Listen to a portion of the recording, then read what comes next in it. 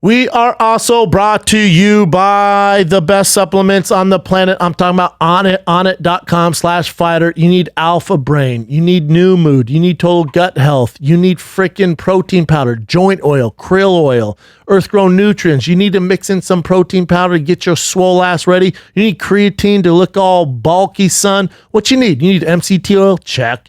You need elk bars? Check. You need coffee? How about Fuck Yeah Coffee? How about Black Rifle and On It collab? They got caffeine crystals. I was going to say creatine crystals. They don't have those. Thank God they have caffeine crystals in their coffee. It's the strongest coffee you've ever had. Your boy likes a deep, dark roast, and Fuck Yeah Coffee from On It and Black Rifle. Get it done. Save 10% off the best coffee on the planet. Onnit.com/fighter for 10% off. You need fitness gear. We got you. Kettlebells. You got freaking on-demand training. You got club, maces. You got sandbags, battle ropes, whatever you need. Onnit.com/fighter, 10% off. Get you some right now. Onnit.com/fighter, 10% off. All right. Josh Wolf, thank you for answering the call. You got it. I saw the bat signal go up. The bat signal was up. Yep. Was up, and you answered the call. So we love you, man. The fans love you here. Obviously, we got to address this just off the top. You guys have seen the Brian Callen news, my partner in crime, Brian the Kid Callen, my brother from another mother. I can't get too detailed into what everything is going on. If you want more info, Brian Callen posted on his Instagram his rebuttal, his defense to exactly all the allegations that are going on with him. So I'm gonna let Callen speak for himself. Callen has asked me not to go hard in the paint for him on the show. And because apparently if I say what I want to say, it's going to get Callen in more trouble and bring more attention to Callen. So my hands are a little tied, which is very tough for me. Yeah. Very, very tough for me. Because I think you guys know how much I love Brian. And obviously I stick by Brian Callen. And some of you are like, why isn't Brian doing the show, and all this stuff? And this was Brian's decision. This was Brian's decision in best interest of Fighter and the Kid, and, the Corona stuff and getting his lids done. He's just, I've never seen him like this. Brian's exhausted. Yeah. Brian's exhausted mentally and physically. Can't tell by his lids. You can't tell. He looks fresh as a daisy. He looks daisy. happy and surprised with the lids. But let me tell you, that's Hollywood's best that did his eyes. Yeah. So, Brian's going to take some time off, and I support him. I said, I'll hold down the fort, and that's what we're doing. And we're going to have, a reoccurring co-host, and we'd love to have you as much as you want. And we'll have some other people that you guys love. So, for doing the show for 7 years and every week, I've never missed a week, man. This is my baby. No matter what I have else going on, I could always rely on Fighting the Kid and Brian. And even when Brian, was busy shooting TV shows or Hollywood movies, that we still did the show. And you've been in a number of times, and a number of other people have filled in for Brian the Kid Callen. So by no means are we gonna stop doing the show. And I hope Brian figures it out, and I think he will. And in due time, Brian will be back. And I'll tell you this. I spoke with Brian right before we did the show, and that video that he posted, he's reading the comments. I told him don't read anything on social media.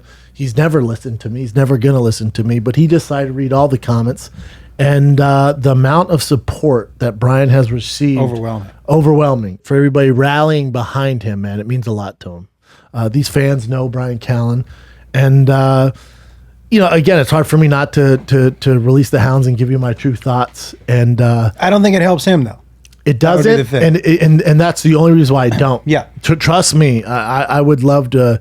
You guys know me, man. I've gotten in trouble. I've lost jobs over it from shooting from the hip and saying what's on my mind. And unfortunately, people much smarter than me who've dealt with this situation before say, don't do that. Brendan, if we can ask you one thing, if you can continue to do the show, don't do that. Yeah.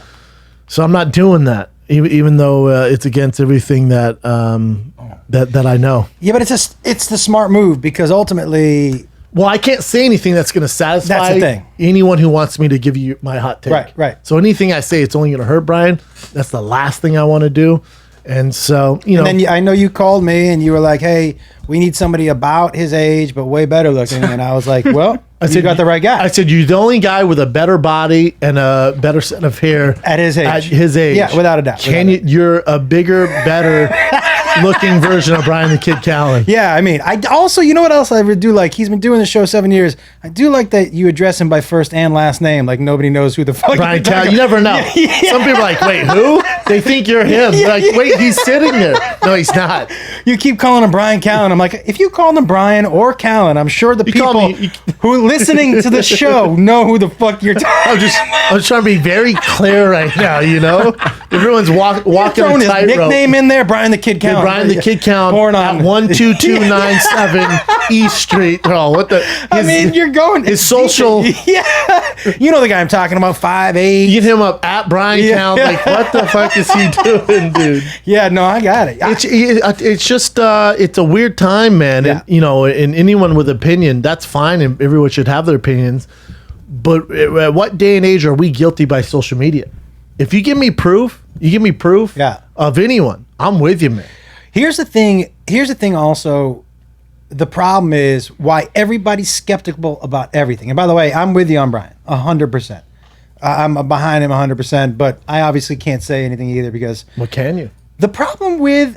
Wait, real quick. Also, this happened in... The major allegation happened in 1999. Yeah. 21 years ago. Yeah. I was a sophomore in high school. I wasn't there. I don't know what I could add to it. I have no idea. Brian was like, "Oh, I'm going to do an emergency podcast." You know, I was like, "Yeah, I'll come in, dude," and he's like, and this is Brian goes, "And you're going to do what?" And I go, "I'm going to be like your Flavor Flav," and he goes, "But you have no idea what happened." Yeah. I go, "I know, but I know what you told me." He goes, "Yeah, but dude, it's 21 years ago. Like, if I do that podcast, you're going to sit there and nod your head. You're going to look stupid." He goes, "Let me handle this. Yeah. This isn't your fight. This is my thing. I'm not going to drag you into this." So I was like, "All right, dude." And I was willing. I was out of town. I was like, "Yeah, I'm going to drive down there and do things." He's like, "No, you're not." He goes, you were, he goes, "How old were you?" I'm like, I was a sophomore. He goes, "Dude, we didn't even know each other." And sophomore in high school, you were still jerking off in a sock. Oh, yeah. Hardcore. You know what I mean? Yeah, you were still socking it. And I know what I was jacking off to. Really? Yeah, it's a CD album cover called Mercedes, and it's a mixed black girl on a hood of an old school like Cadillac with her ass cheeks out. Now that I look back at it, wasn't working with a lot, but it was. But you were. No, it's not Lowrider magazine. It was a cover. It was an album cover. Her name was called Mercedes. Type Mercedes rapper. Female rapper. Let me tell you how old I am. It's a male rapper and drag. Yeah. Oh, there it is. You're like, that's a dude, bro. No, it's not. Yeah, dude, that's Lil Wayne on a Civic. Why are you jerking off to Coolio, bro? Dude, why are you jacking off to Michael Strahan? Wait, I love the name of this album, Rear End. Oh, dude, and I would jack it hard. Okay, we have something in common. Not that I was jerking off to this, but what I was jerking off to when I was a sophomore in high school, she was also on the hood of a car. Her name was Nicotine. It was the White Snake music video, Here I Go Again. That is what we were. Now I'm aging myself a little bit because you're like White Snake. But Here I Go Again. Oh my! That song. Great song. Oh, dude. Even today it holds up. The music video, Nicotine. Okay. Now, but she was a big actress too, right? I think this is what sprung her into whatever she ended up doing. But she was just so sexy. Yeah, that's not it. I was like, oh wow, that's not it. Yeah. Oh wow. Okay. What would you say? Has there ever been anything you jerked off to and you felt bad after that you jerked off to? Oh yeah. I mean, sometimes you're like, what's wrong? Well, sometimes when I pull up like my Pornhub or YouPorn, look at that. She's ridiculous, by the way. Yeah. Sometimes when I pull it up and it's like suggestions, I'm like, why? Oh, what? In what world? Yeah. Like, in what algorithm did you think I'd be into this? But you're like, I'm like, I mean, I'll give it a try. All right, there you go. But you know how when you're like raring to go, like it's like, yeah, that's kind of hot. Then when you get done, you're like, dude, you're disgusting. Yes. Like German goo girls. Yeah. I've talked about this before. Dude, and then I get done, I'm like, these poor girls. I have, there's one thing that I will say that I Googled out of curiosity that I didn't jerk off to, but but it's the only thing that I've regretted. And I like weird things, Brendan. I like really weird shit. If you're like, who's the guy who has the worst videos on his phone to show people? Oh, it's me. That shit. You and Mike Catherwood. I have to tell Mike, dude, quit texting this stuff. I sent the guys at Barstool a video. KFC? Yeah. I sent KFC a video. Jared over there and his buddy who he does the pod with threw up while watching it. Like KFC will tell you, I send the worst. I can't deal with any of that. I saw, and I don't like violent ones. Like I don't need to see your leg snap. I don't need leg snap. Oh, you've seen those videos of people's legs snapping while having sex? No. Oh, I was like, wait, there's a porn where they snap legs. There is, dude. You never seen a guy get armbar while he's nutting? I showed you last time I was here. I showed you Larry the Cable Guy snapping that dude's arm with the arm wrestle. That was fantastic. This episode of The Fighter and the Woof is brought to you by a little thing called the Zebra. It's been reported that Americans are overpaying on car insurance by over $21 billion. Are you kidding me? But searching for a better deal can take hours, typically results in a barrage of unwanted spam calls until now, thanks to thezebra.com. Thezebra.com is the nation's leading car insurance comparison site because it's the only place you can compare quotes side by side from over 100 providers. Choose the best for you in 90 seconds or less. Plus, they will never sell your information to spammers, so you won't get all those unwanted, annoying calls. You just answer a few quick questions. It's simple. It's a fast form. They find you the best rates and coverage in your state, and booyah, you're ready to go. TechCrunch calls the Zebra the kayak for auto insurance. The best part is it's completely free. It's free, y'all. You can save up to $670 a year using thezebra.com. The Zebra is committed to making sure you're covered at the lowest price possible. How much can you save on car and home insurance and home? Go today and start saving at thezebra.com/fighter. That's thezebra.com/fighter. THEZEBRA.com/fighter. Thezebra.com/fighter. Listen, while Callen's gone, man, one thing he's doing is getting his grill fixed. That's what I'm hoping he's doing. He's taking time out of his day. He's stressed out and he's fixing his grill. All right? That's what he's doing. He's using Candid. Candid clear aligners. They're comfortable. They're removable. Totally invisible, so it doesn't look like you're wearing wire braces like a dork. Don't do that. There's Candid. Your treatment is prescribed and monitored remotely by a licensed orthodontist who's an expert in tooth movement. Candid only works with orthodontists, never general dentists like other companies. Now we're talking about the real McCoy, real orthodontist. With Candid, you can your treatment includes remote monitoring by the same orthodontist who created your plan, so you don't have to wonder how you're doing. You'll always know exactly what you're doing, and we love that. Average Candid treatment is just 6 months. What? You start seeing results way before then, and the cost is less, damn near 50% less than Invisalign. All right. So if you got a messed up grill, you're ready to take the first step toward getting your dream smile, you got to get started right now from the comfort of your own home with Candid's risk-free starter kit and $75 off. Go to candidco.com/fighter. Use the code FIGHTER. That's candidco.com/fighter. Code FIGHTER for your risk-free starter kit and $75 off to the perfect grill. candidco.com/fighter. Code FIGHTER. Yeah, sometimes it's like, can you watch like the cartel videos and like the beheadings of like ISIS and stuff? Shit. I don't like that. That will ruin my day. Like there's this documentary called The Last Narc, and it's about this DEA agent that was working with the Mexican cartels. Like he was an American who was sent down there to stop the Mexican cartels in the 80s, and they kidnapped him and they tortured him for over 36 hours. And this documentary goes into his wife and the four guys who were in the room and actually kidnapped him and apprehended him. And they talk about the torture that they did to him. I couldn't sleep last night. My girl couldn't either. It was 1 a.m. Like and she's like, I can't sleep. No, I don't like that stuff. Dude, it's like, so just to fill you in, it's called Last Narc. It's on Amazon. You guys know me and my documentaries. By the way, documentaries for me. It's all I watch. Yeah, I love it. It's like, you learn something. It's great. So, it's so dark, and it's just like what they would do, just to fill you guys in a little bit. And this happened in fucking 85. So spoiler alert, suck it. So what they would do is they kidnapped him and they would torture him so bad he'd get unconscious. They had a doctor there that would give him adrenaline to revive him. They'd keep torturing him. 36 hours, dude. 36 hours. But these how much torture do you think you got in you? How many hours do you think you got in you before you're like, fuck it? How after what from you heard what he went through? I wouldn't be as polite as he was. Like, they have the transcript of them interrogating him, and he would go, "Please stop hurting me." Like, his whole thing would be not screaming. He keeps saying, "Sir, please stop hurting me. Please stop hurting me." It's like, I would not be like, "Please." I'd be like, "You piece of shit." Yeah, because you know it's over.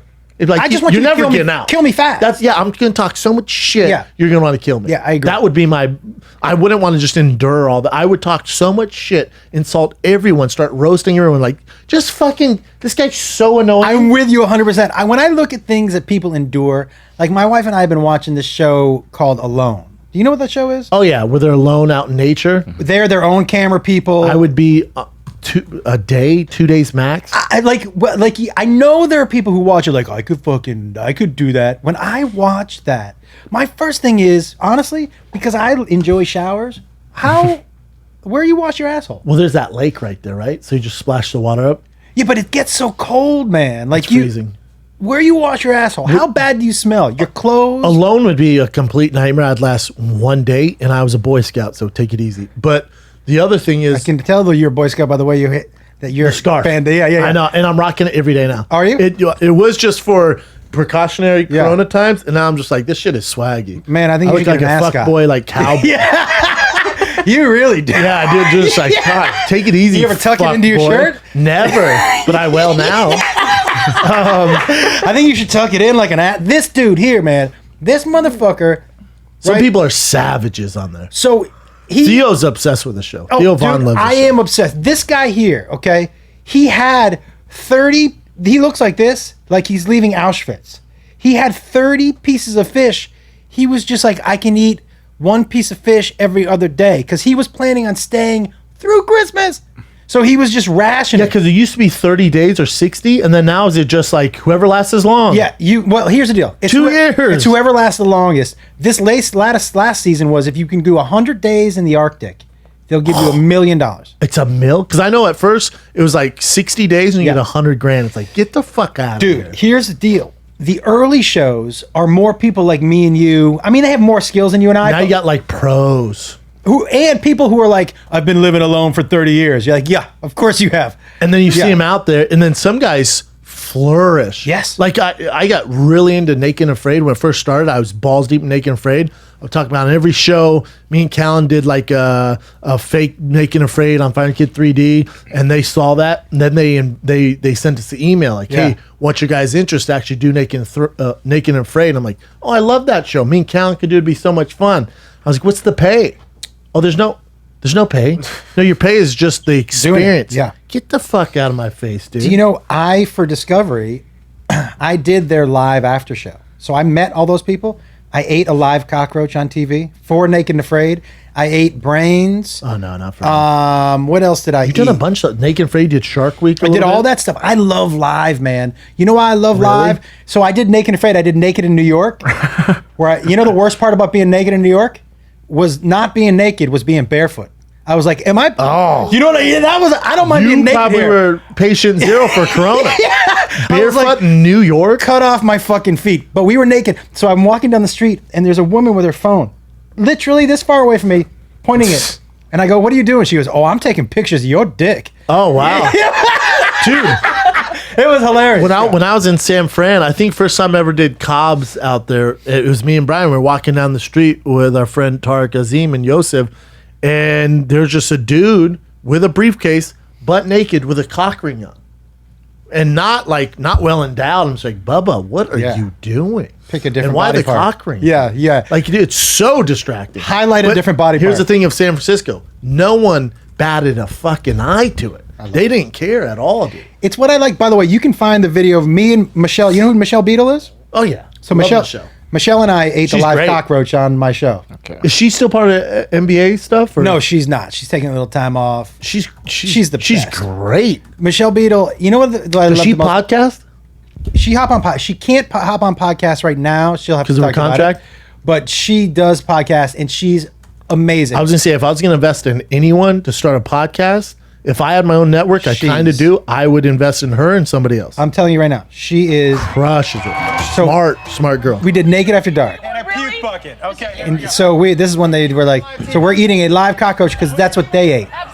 But I will tell you afterwards. They ate it on the show. Hold up. So part the of big guy was on Naked and Afraid. Part of my deal was hold on. that thick bear. No, not the guy standing up.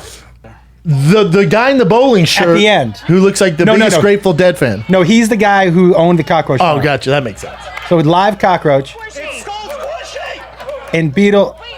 I have to tell you the options of the things that I could have eaten. The other things in the jar, I picked cockroach because cockroach was the best option. You and Michelle ate this? She almost threw up live. I would gag all Watch her right here. Oh, and they're going to re-eat it? We just, and by the way, this is when I was. Oh, I've seen that guy. This was the creative rec years. Oh, she makes me want to. Oh, look at you doing the damn thing. You were okay with it, dude. Nah, okay is the wrong word, dude. You're a good actor. Yeah. Here's what it was. This is the horror performer in me.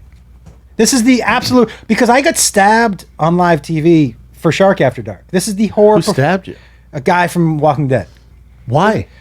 So this guy, an actor from Walking Dead? Yes. Stabbed you not on accident? No, on purpose. You guys were in a fight? So this guy on Shark After Dark came on, and he was like, "Hey, I have a shark-proof suit, the bite-proof, like the chains." Yes. And I was like, "Oh," and he showed us video of it, right, of him putting his arm in a tiger shark's mouth and it getting no. So what he told me after, which he didn't tell me before, was, and it would have been nice if he had told me, was, yeah, man, like, the shark's teeth didn't go through, but my arm's never been the same because it ripped. Oh, yeah. It ripped it out of the socket and jiggled it around, right? Nightmare. So I say to the guy, I go, "Hey, let's put the chainmail on." I go, he goes, I've never actually tested the suit with knives before. And I go, "What?" He goes, "Well, it might work. It might not, but it should." I go, "Can we test it during rehearsal?" And he goes, "Nah, let's not do that." I said, "Why not?" And he said, "Because if it doesn't work during rehearsal, you're not going to do it on TV." Oh, interesting. And so smart. I said, "Yeah, but man, I could get stabbed on live TV." And the director who was watching and listening to us, the voice of God just came over the speaker and he goes, "Do it. That's good TV." Yeah, I was like, that's where my head goes. Yeah, good TV. Same thing with the live cockroach, man. So where did you put the chain on to get stabbed? So he did it on his hand. The guy whose thing it was did it on his hand. His hand got broken. I did it right here. I go, "I'm going to put the chainmail on your heart." I go, "Stab me here." And the director was like, "Well, we need you on this side, so he's going to have to stab you on the other side." I go, "That's where my heart is." And the director goes, "Just don't hit his heart." And my friend was like, "I don't know where his fucking heart is." Oh, wow. So is a guy named Michael Cudlitz. He stabbed me so hard that the knife bent. It didn't puncture the... Why did he stab you that hard? Because I kept telling him, get me harder. Oh, okay. Well. He did it a little and did a little. And nothing. Because I was like, nothing. When he stabbed me hard, it tore my muscle, but it didn't break the suit. So it kind of did its job? But also... not. Did it hurt like a motherfucker? Or was your adrenaline going? Oh, it hurt afterwards.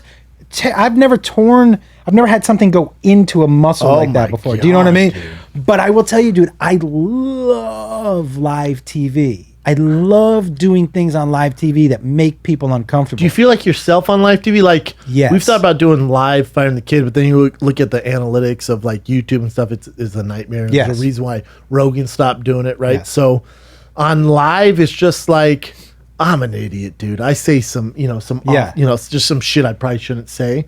And if it's live, like, I've done the pre and post shows for the Academy Awards, the Oscars for E, and it's live, and I'm like, well, I better watch my P's and Q's. Yeah. But I know me, where it's a liability, you're dealing with live bullets, for lack of a better pun there. But it's like, when I forget his name, like Little Ooze or something showed up, the natural comic in me starts roasting him because he looks ridiculous. I start roasting him like, God, talk about a downer. Yeah. So they're like, dude, you're not on your podcast. That guy came on here as a guest, and you're lighting him up. And I'm like, God, look at the way he's dressed. They're like, you're at the fucking, you're at the Grammys, you moron. Why are you dressed like that? Or Lady Gaga walks by with this huge like entourage and they're holding her thing, and we're on live TV. I'm just like, God, it's what we do. Like to me, like I want to make everybody to laugh. So it's just they're walking by, roast them, and then the producer's like, hey, just maybe sit this next round out, dude. Like no one's enjoying this. The viewers, they're upset. It's like, all right, sorry, dude. Sorry, man. Did he say the viewers? Oh, dude, yeah. Yeah, they didn't have me back. They didn't have me back, yeah. Well, you gotta think about the viewers. They don't want to, it's like, oh, look at that elegant gown and look at her looking so pretty. That's what they want. And I'm like, God, that must suck. Look at all, I'm just like. Listen, I would do, you gotta remember who you hired a comic to do something serious. One of the reasons that I didn't do Shark in the following years is because they wanted to make it more serious. And they asked me, they said, hey, do you want to come back? But we're going to make it more scientific. And I was like, well, then you should hire somebody who knows something about sharks. Yeah, but I'm just going to cool and let me just go. Like I like, if you toss me a video, let me run with it, man. And let me do my thing, and I'll stay within this boundary. But I'm going to mess with it, dude. You've met DeGelder, Paul? Yes. So that's where I met Paul. Oh wow. And I've known Paul for a bunch of years. Okay. So we had Tara Reid on. Tara Reid, by herself, made my show go viral. The interview I had with her, where she thought whale sharks were when whales and sharks. Oh hell yeah! Fuck. Oh yeah. So God bless her. Let me tell you, she was dead serious. She was dead serious. Fuck yeah. There's the clip. You can see there are parts of this clip where she's going off, and I look. Yeah, I look straight into the camera. Because the director is telling me, this is probably just another clip. The director is telling me, hey, go, she's losing it. Go to commercial. And I look right into the camera and go like this. No, let her go, live man. TV, man. If you're going to cut me off, you're going to have to cut me off. But I kept looking because the director was like, she's losing it. Yeah, that's what we want, dude. Dude. So DeGelder was on the same show. It's like a comic bomb. Oh, man, this is what I'm here for. Yeah, it's the best. This is what I'm here for. Oh, you mean it's not another stuck-up interview? Like, dude, no, let her go, man. This is it. So DeGelder was on the same episode. After the episode, he's got a fake hand, but he was wearing a black glove. So she walks up to him and she said, why do you wear that glove on your hand? Fantastic. And everyone's like, oh, no. And so Paul is a really good, he's got a great sense of humor. He'll laugh about any. He goes, but he was just being straightforward. I lost my hand. I got bit by a shark. And she goes, why'd you do that? Oh, no. Oh, no. Yeah, dude. And I was just like, oh, I wish this was on TV. But So this is what she says. He goes, launching some utterly incoherent rambling on sharks. So this is her. She goes, so I looked up sharks on the internet. This is great. I looked up sharks on the internet. I see whale sharks. I'm like, must mean a whale shark and a shark or a whale and a shark had sex. And I think, well, how does a whale and a shark have sex? Because whales are mammals, sharks are animals. They're both animals. Yeah. They have nothing. They have nothing to do with each other. Yeah. Joff didn't bother to hold back their smirks. So basically, followed by sheer mockery. Yeah, which mockery. Is basically what it is. So basically, the dolphins have sex with each other, but the sharks don't. So I thought, then how is it such a thing? But the difference is the whale shark is the biggest shark in the ocean. He's also scary. And then you have the great white, who's also scary. There are over 400 kinds of sharks, but the whale shark is kind of interesting because he's so mean. He's like a killer. But like, not really. But they're the nicest. Yeah, they just eat plankton. And if you run into a shark, that's the one to run into. Yeah, that's as long as you don't get swallowed whole. Just stay away from its mouth because it will open its mouth. This says we're not even going to bother explaining everything that's wrong with what Reed said. The video is so amazing because Ian had just been doing his Sharknado tour with her. So he had a look on his face like, oh, I can't believe this is where I am. You know what I mean? He's like, I'm sure he heard that. So great though. He was just like, and me on the other end, that's candy for me. Dude, I was just like, it. What the fuck? I love it. I would keep feeding her all sorts of. Before the show, she had 2 glasses of wine with 2 pills right next to the. And so I was going over, and she would take a pill and drink the whole glass of wine. She's so Hollywood, by the way. Dude, I don't know. Like, I was like, I think, I have no idea what pill that is, but 2 pills and 2 full glasses of wine means this is going to be a great interview. Fun. This is going to be on that Isn't show. it weird? You kind of know, like, if it's going to be a good interview, and it's also this isn't necessarily a show, but I'll give Brian a look. We've been doing it long enough, or I'll give him a look where I'm like, dude, this ain't going well. Yeah, this ain't get to current events, Bubba. Like, this is not going well. Or even, whether it's Food Truck Diaries, something like that, like, you just know, you're like, and I'm just like, fuck. You can feel an energy. Oh, you're just like, this isn't going well. Yeah. And they know it's not going well, and you're just like, oh, God. But it's one of the reasons, honestly, that I love live. Because people have a little forgiveness when they know you're just winging it. And they almost like to see the train wreck. Especially if you acknowledge the train. Yeah, it's weird wreck. when they just pass over the train wreck. Like, have you seen that lady? She's interviewing the commissioner of the NBA, and he has a huge nose. I mean, it's just what it is. Yeah. He has he's like this. Yeah. And she goes, she can't help. Like, they're getting ready to start, and she's sitting there, and you can tell she's just staring at his nose, and she's probably going, "Don't say nose. Don't say nose. Don't comment on his nose." And she goes, "There's something like she says something about his nose off the bat, something about his giant nose," and you just see her like, I don't think we've ever seen her again. That's the mole. That's it right there. Like, you can tell in her head, it's like, don't say nose, but right off the bat, dude. It's like, as a comic, when I listen to like young comics, if I see a young comic who's an enormous person, and they don't get on stage and at least acknowledge that they're an enormous person. Off the bat. Or if you have a something about you that sticks out, if you're very flamboyant, you have to acknowledge what everybody's thinking. And the smart to be able to move past it. Yes. The smart ones do. To be if you don't, you can never move past it, because that's cut the tension for everybody. Yeah, like right when I started doing spots around LA, obviously I don't look like your traditional comic. I'd get up there and go, I know I look like I should be teaching your CrossFit class or some shit like that. That's not what this is. I'd go on this whole rant about how I'm in shape comic. I mean, look, if I've never seen Jeremy Piven do his stand-up, but if I'm him, my first 10 or 15 minutes is about being Jeremy Piven. Just to get it out of the way. Yeah. Because well, look at Louis C.K. Mm-hmm. Yeah, if you've seen Louis C.K., like, it's like, obviously there's a huge elephant in the room about him jacking off and all that stuff. I mean, he goes boom off the bat. Has to. Boom. Has to. Well, the great ones do. The great ones know what's up, Well, you have to. Obviously, the people there are your fans, especially for Louis C.K. They all know what's going on. They know what's going on. So you can't. They want to hear your take on it. Yeah, I know. You just you have to, And so, like, yeah, I feel like that's live TV for me. We had a guy come on. So one of the things I was like, I want to know, I think it was for Shark After Dark. I want to know how intense a shark bite is. Like, what does it compare to? So this dude built basically jaws that he could turn it so it had a different pressure. And I forget what they say a shark bite, the pressure is, right? So it was going to go from cat all the way up to whatever the top one was. And he keeps cranking it up to... It broke on cat.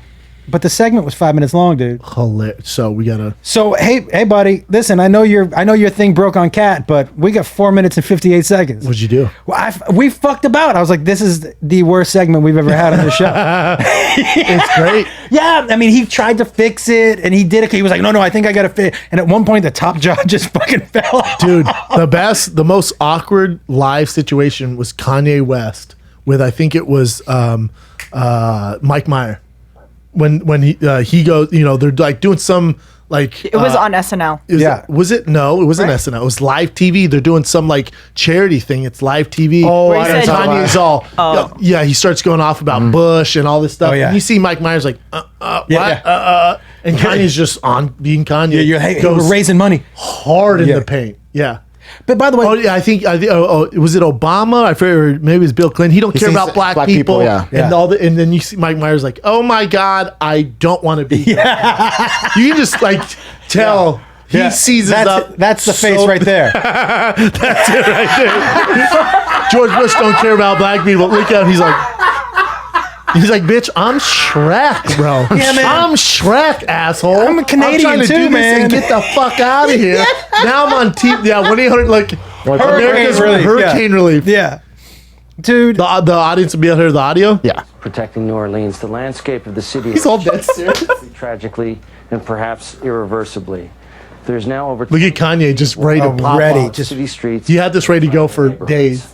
I hate the way they portray us in the media. If you see a black family, Look at Mike. they're looting. See a white family is He's all. looking for food. Oh, no. It's been 5 days because most of the people are black, and even for Oh, no. Mike's all. The script. Stick the script. to turn away from the TV because it's too hard. Look at Mike. He's like, what the fuck did I sign up for? Is this an SNL? Oh, nobody told you that Kanye West is crazy? Yeah. And just to imagine if I was Look at his face. Like, this is not. I know. He's looking off He's camera. all, so is Austin Powers 3 not going to happen now? Or help the poor. Man, you know, Mike Myers right now is like, Mike Myers like, I want to die. why am I not in Canada right now? Yeah, he's like, why? How the fuck did I get talked into Oh, this is the stupid. I couldn't have done this on remote. I'm nodding my head. Fighting another way, and they've given them permission to go down and shoot. Look at, he took a step to the right to try to get off camera. Look, he's all. And subtle, but in even many ways more profoundly devastating, is the lasting damage to the survivors' will to rebuild and remain in. Look, and Kanye's like, I didn't create enough drama. I got one more thing I got to say. Hold on. Let me drop this He bomb. interrupts him. Tragic loss. Does he? George Bush doesn't care about black people. Look at Chris Tucker. Look at Chris Tucker's all. Did you see Mike Myers goes? Chris Tucker, look at him right there. He's like, man, I thought I was in trouble for wearing stripes on camera. Chris Tucker had the earpiece on, and he goes, President Bush doesn't care about black. And Chris Tucker goes, Yeah. Yeah. Hey, Chris, we're going to come back to you. What? The thing I'm is, by the refrigerator. You want me to? You're going to come back to nothing better me? than Mike Myers. Mike Myers goes, Bush doesn't care about black. He's all. You know, when they cut away, he was like, what the fuck, man? I bet he was just like, that was good stuff, dude. Got back to the dressing room, was like, what the fuck? Oh, my God. I will tell you one thing, by the way, that if you There's nothing better. if you told me tomorrow there's going to be a new Austin Powers movie, I'd go first day. I bet. I love all three are fantastic. The one with Beyonce was a little weird, but Dude. they're good. Gold member. Oh, the first two are some of the best. And you know he created all that, wrote and directed. I mean, he created all of that. Think about all he did. He played multiple characters, wrote. Did he direct them? Did he direct those? I know he produced, but he wrote he created all the character. But like for me, J. Roach. For me, those movies to have, think of how many trilogies are good from 1 through 3. God, You know, and they were good. all of them From are good. It's very rare that through 3. You know, another one that goes under the radar, you know, obviously I have kids, so I'm hot on this subject, but the Transylvanias that Adam Sandler did, I think that it's the most success he's had at the box office. The 3 of those are so good. I know your kids are older, but Yeah. dude, Transylvania. grandkids. Yeah, dude, you're a grandpa. Yeah. So Transylvania 1, 2, and 3 might be the best one. They're so damn well done. I'm going to tell you something, and I'm glad to hear you say this, because when I had kids and I would say to my friends, man, you got to watch some of these cartoons, they're not bad. They were like, dude, shut the fuck up. I know. Don't try to bring me into your little group. I know, but as a dad, but it's also like I'm also not the dad that anything my son does, I'm like, dude, that's the best ever. I'm with you. Like he drew this thing, it was awful, right? He's 4, it's fucking terrible. He goes, let's put it on the fridge. I go, this isn't fridge quality, Bubba. This isn't fridge. You know this shouldn't be on the fridge. You know when something should be on the fridge, and this ain't it, Bubba. Dude. And he's like, really? I'm like, no. If you do a good one, dude, it's gonna make the fridge. Yeah. Fridge is his Hall of Fame right now. This isn't Hall of Fame. This is the Bubba. inside of your closet. Yeah, dude. Where nobody else sees it except for you when you open it up. And that's what I told, and I said, did you put a lot of time in this? He goes, no. I went, you took about 1 minute and did this. Now you went on the fridge. That's not fridge quality. When I would always tell people this is good parenting, and I've had people argue with me. My brother, right above me, is a great artist, and I wanted to when growing up, do what he did. Yeah, you so wanna be like one day him. he was drawing superheroes, and I was like, I'm gonna draw some too. He draw original, and my dad. This is the type of dude my dad is. My brother walks in, drops this thing, goes, "What do you think, Dad?" He's like, "Jonathan, you have a future as an artist. Like, this is original. The definition is amazing. How old is he? He was probably at the time, 8 or 9. But good, like real. And it was like, this is really good. And your personality comes through the drawings. It's really good, right? So I bring something in for my dad. And my dad goes just like this. He goes, yeah, this isn't for you. I go, what? He goes, no, art's not for you. He said, you can keep doing it, but it's never going to get any better than that. That's great parenting. Great parenting. I never wasted another minute of another day. It's not for you, but the parents are like, you can do this. Like, no, you can't. I could pick out, we could go to a park right now. I could pick out 20 kids that are not going to be good swimmers.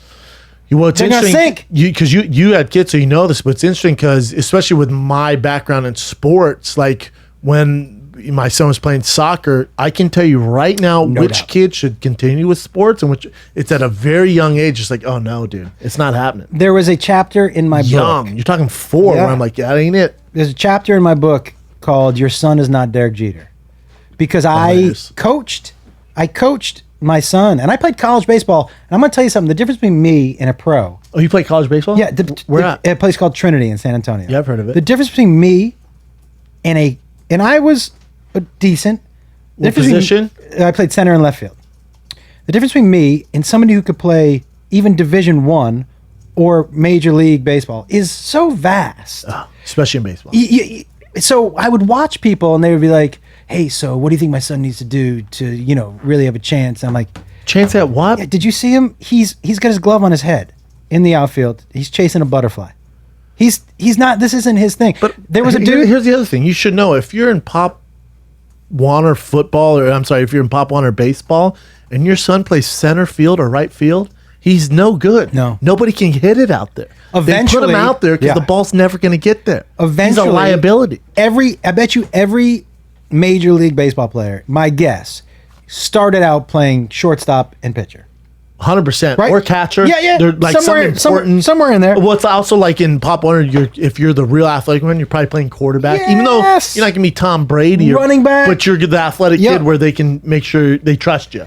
That's the thing, and eventually you get dispersed around the field. But you put the athletes where the athletes need to go. Yes. And so I would always there was a guy who used to come in his, the old PE shorts. Oh, yeah. He would show up and he would be yelling at his kid Benny, who one day lay down in left field crying because he thought he had killed a butterfly in the outfield. Yep, can't have that. And he was crying hysterically. Can't have By the way, let me tell you the funniest thing. His dad comes out and kneels because he's crying hysterically. I come out and his dad comes out, Benny, get up. He's doing that shit. I'm like, hey man, I got it. Chill, dude. He goes, Benny, get up. And so he comes out and he does the coach squat like this. He's talking to his son. And one of the other kids goes, and I forget, we'll just call him Mr. Benny. I don't want to give his last name. Mr. Benny, I see something sticking out of your pants. One of his nuts. Oh, no. So they're like, dude, I'm like, listen, man, you're traumatizing. Sir, Bumblebee Tuna, your balls are hanging out. It's like, you're traumatizing everybody, including your kid. Yeah, dude, your son is like, I wish I was really dead. But first of all, why are you wearing those shorts? Do you watch baseball now? Especially, it just came back. I do, just because I like watching sports, man. Me too. I like watching sports. And, obviously pandemic and we're dealing with all this, but there's never been, if you're a sports fan, it's without a crowd and you can take it with a grain of salt, but it's like we've never had all the sports firing at the same time. Then if you're a sports fan, there's so much to watch right now. What do you think? And for me, there's some sports I really like it. I know this is just me, and I'm not as, obviously I'm a peripheral UFC fan. Sure. I like it without the fans. Me too. I like hearing it. Me too. I like hearing the fight. I almost prefer it, which is strange. I prefer it so much more. For me, honestly, I can concentrate on the fight more and what's happening. I love in some of the body shots that I wasn't sure. Or the kicks? That I wasn't sure. I'm like, does that really hurt? When you hear it, I'm like, I know it's great. God, but also you hear the coaching too. Like I think there's not a better product as far as sports go without a crowd. What sport do you think, as a player, misses the crowd the most?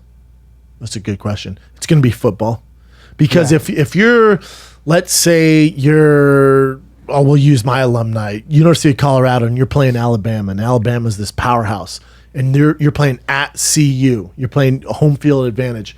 sometimes you can deal with the momentum, and it might take your team to another level where you get momentum and you get a fumble, then you throw a pass for a touchdown, and you got that momentum. Well, now there's no momentum. Yeah, the good team's probably gonna whoop your ass. It's all 99 times out of 100. Yeah, like it's like the good team's gonna win because there's no momentum, there's no crowd to inspire the kids. Like especially in college. NFL is as pro as it gets. They don't give a fuck about crowd, nothing. They're pros. Do you think basketball do? You think the professional basketball does? Basketball's it's a better product.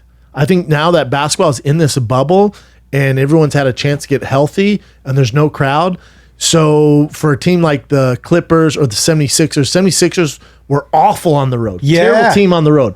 And BJ Simmons was hurt. Now they've had rest. There's no road games. Everything's just neutral. And they were the best team at home. So it's like now they're a contender.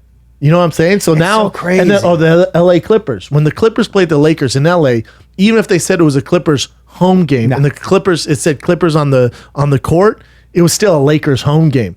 Now that doesn't matter. Now the Clippers, they don't give a fuck. Now nobody's booing or cheering. So the Clippers, to me, would be the favorite. I got to tell you, I've been watching some of the basketball, and I wish. So the mics that they used to have closer to the floor, it feels like they took away a little bit. You know feels why, like they right? didn't want you to hear them swearing. Correct. Yeah. Because they picked up on LeBron a little bit, and I think it's again a reason why I like no crowd in a lot of sports. I want to hear the trash talk, dude. I want to hear the trash talk. I know, but they if you notice when the games for like last week Thursday night when the Lakers played the Clippers or whoever it was, LeBron, people didn't realize how much of a shit talker he is. He was saying bitch and blah blah blah, and people were like, "Oh, this is great." Now they're like, we got a brand to protect it because guys are gonna say some shit. They do, but you know what? Guys cuss like a motherfucker. Oh, come on. My thing is, let it go. I want to hear the shit talk. Here's what's interesting. You tell me where you fall on this. So baseball played with it a little bit, where everybody took a knee, and the brave thing to do now is actually standing for the anthem, which is insane world we live in right now. To each its own. But no one's gone harder in the paint than the NBA as far as mixing politics and sports. Yeah. So when you turn it on, everybody's taking a knee unless you're George Popovich, or very few guys are standing for the anthem. But it's Black Lives Matter on the court. I'm fine with that. That's what everyone do. Their jerseys now, it's a Black Lives Matter on the jerseys, or defund the police, or what the hell they want to put on their jerseys. So now politics are mixed in with the NBA, because what the NBA is doing is, because it's a younger audience, they're listening to social media. Yeah. They're going, man, we got to do something here. But they don't realize social media isn't the end all be all, because 1 in 50 people are on social media. You know that? Yeah. So if you walk outside right now, 1 in 50? 1 in 50 is on Twitter. 1 in 50. So this woke crowd, that doesn't speak for the majority. But the NBA is trying to make those people online happy. So they're doing mixing politics and sports. Well, what they don't realize is that's not the real world. It's important, but it's not the end all be all. Yeah. So more people watch the opening to the Major League Baseball than they did the opening to the NBA, which has never happened before, ever. I think a couple things. Now, here's my thing. I'm going to watch it regardless. I don't care what the hell they do.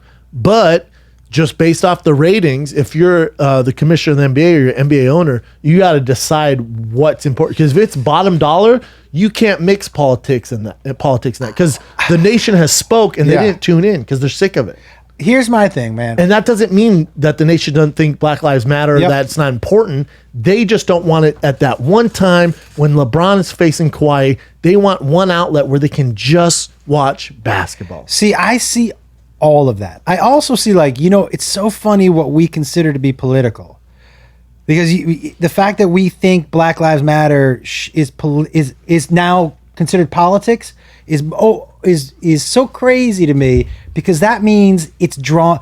Are we saying that statement you have to be on one side or other politically, which I think is crazy for what it's supposed to mean. But who created that? I know, but here's the other thing. The President of the United States. Here's the other thing. I have articles of clothing that have the American flag on them. Do you know that when I wear those now, I walk down the street, people will scream "fuck Trump" to me? Because the American flag has somehow become political also. Somehow, if you're wearing an American flag, you're automatically an extreme right winger. Dude, I'll do one better for you. So when I got Corona, right? My doctor goes, this is insane. This is where we're at in the world. He goes, hey, I don't know where you stand politically, but what do you think of hydrochloroquine? Yeah. And I go, what? He goes, I don't know, if you're anti-Trump, you're probably not going to take hydrochloroquine because he says it's good. I go, dude, if you told me sticking corn in the cob up my ass would get this over with faster, I'm going to do that. If you told me painting my face orange like Trump would get me over this faster, I'm going to do it. When do politics come into medicine? Yeah, don't. But because Trump said, hey, hydrochloroquine helps with corona, people went, oh, fuck hydrochloroquine. It's like, whoa. For a ton of people, it's actually worked. It's so crazy. And that's what I mean. Like, to me, the fact that the American flag or Black Lives Matter turns political, and that you had to ask me that, it's crazy. But I will tell you where I stand. For me, when I do stand-up, I have strong political and social views. I don't put them in my stand-up because I'm not a political pundit. That's not my job. Save that for Bill Maher. Right, that's not my job. I'm not bashing the people who do it. But that's not for me. I don't personally mix my job and my. Now, it's not saying that I don't tell you what my political views are, but just not while I'm doing my job. I agree with you, but also I forget who said it. But when you do that, if you're gonna do stand up and you take a political bit, you're already cutting the room in half. Yeah. Because half the people, half and half. So half are going to love it, half are going to hate it. So right when you take a political stand and stand up, you're cutting the room in half. Also, I don't have a unique view on politics where I can add it to my stand up that's going to make people, like Dave Chappelle, amazing at it. Agree. He has a political view or a viewpoint where people go, Jesus Christ, that was amazing and really funny.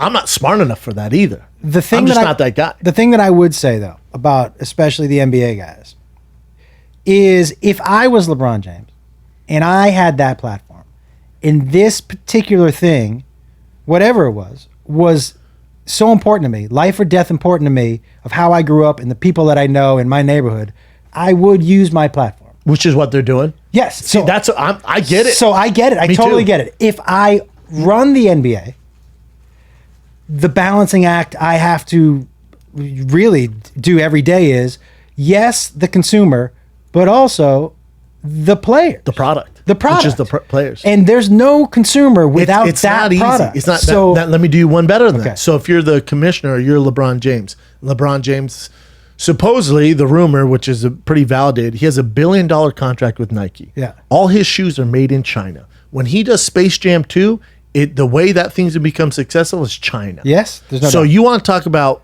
rights and civil rights and what's right, and you want to get on your platform and preach Black Lives Matter and stuff like that, yet you know that you're in business with China, who is suppressing and taking away civil liberties from Hong Kong, yet you don't say shit. If I want to go on the NBA website and create a Lakers jersey, I can't, the one thing, I could put fuck the cops on there. I could put Josh sucks dick on the back of my shirt. You know what I can't put? I've seen those shirts. You know what I can't put? Those are great shirts. Yeah. You know what I can't put? Yeah. Free Hong Kong. I can't put anything on Hong Kong on the jersey, but you want to push down my throat civil rights here in America, yet in Hong Kong, if you turn on the fucking TV right now, they're waving American flags saying, help us. Yes. Yet the NBA has, they get billions of dollars from China, yet they don't give a fuck about that. So when you take your political opinion, it's hard for me to buy into it because you're picking and choosing who should have civil rights. Let me play, it's hard for me to fuck with. Let me play devil's advocate. But I still watch. Yeah, I have Nikes on right now. I have an iPhone. Yeah. Let me. And by the way, good job on those iPhones. I really like mine. Yeah. It's more Steve Jobs, but but he's not making them. Let me play devil's advocate for you. Go ahead. So say the education system here in America is terrible, which it is. Well, public school in L.A.? Okay. Send your kid to public school in LA. But say you had to send your kid to pub school. Yes. Would you be fighting for bettering pub schools in L.A., or would you look at Mexico too while you were fighting for the ones in L.A.? Now, is Mexico giving me billions of dollars? Because then I'm not going to say shit. But I'm asking you, do you care equally? I know. That's the thing. Like I'm just, what's going on right now? So for me, I'm cleaning up my house before I go to your house.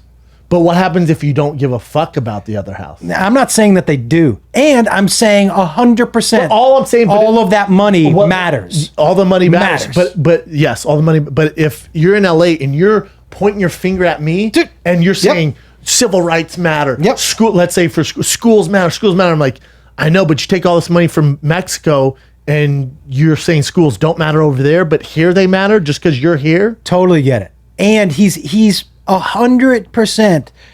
I'm sure somebody in the office in the commissioner's office was like, "Yo, everybody, pull it back on China." Well, but the notice also, LeBron is one of the few players who didn't put Black Lives Matter on his jersey. You know what LeBron's jersey says? James 23. Yeah. Because I think he knows if he did that, there's going to be more heat his way. Here's what I will say. I don't think that dude is scared. It's complicated. Yes, man. Because I think LeBron's like, well, what do you want me to do? But dude, here's the best thing about you saying it's complicated. Thank God you said that, because I'm going to switch my hat to you. Oh, man. It's taking a hot second to get here, by the way. All of these topics that we're talking about, whether it's coronavirus, Black Lives Matter, whatever, it's all complicated. The problem I think that we have in today's society is nobody thinks complicated. Nobody thinks things are gray. It's black or it's white. And that's the problem. And so there's no discussion of, yes, that's true, but there's this, it's you have to pick a side and you have to agree with everything this side says, or we're kicking you to the other side. Yeah, or that side's evil. And yes. No, they're not evil. They have actually some good ideas. Yes. Maybe that you just don't agree with them on certain things. Like you could be the most pro Biden guy in the world and Pelosi, and you're so democratic, dude. I don't give a fuck. Me neither. I don't care what you could be, pro Trump, pro Biden, pro whatever. As long as you're not racist or hurting somebody, I don't care, dude. Yeah. You're still my friend. This is where, but some people, they're like, oh, I can't, dude. He's too this. He's too libertarian. He's too conservative. I'm like, I don't care. He's a good person, dude.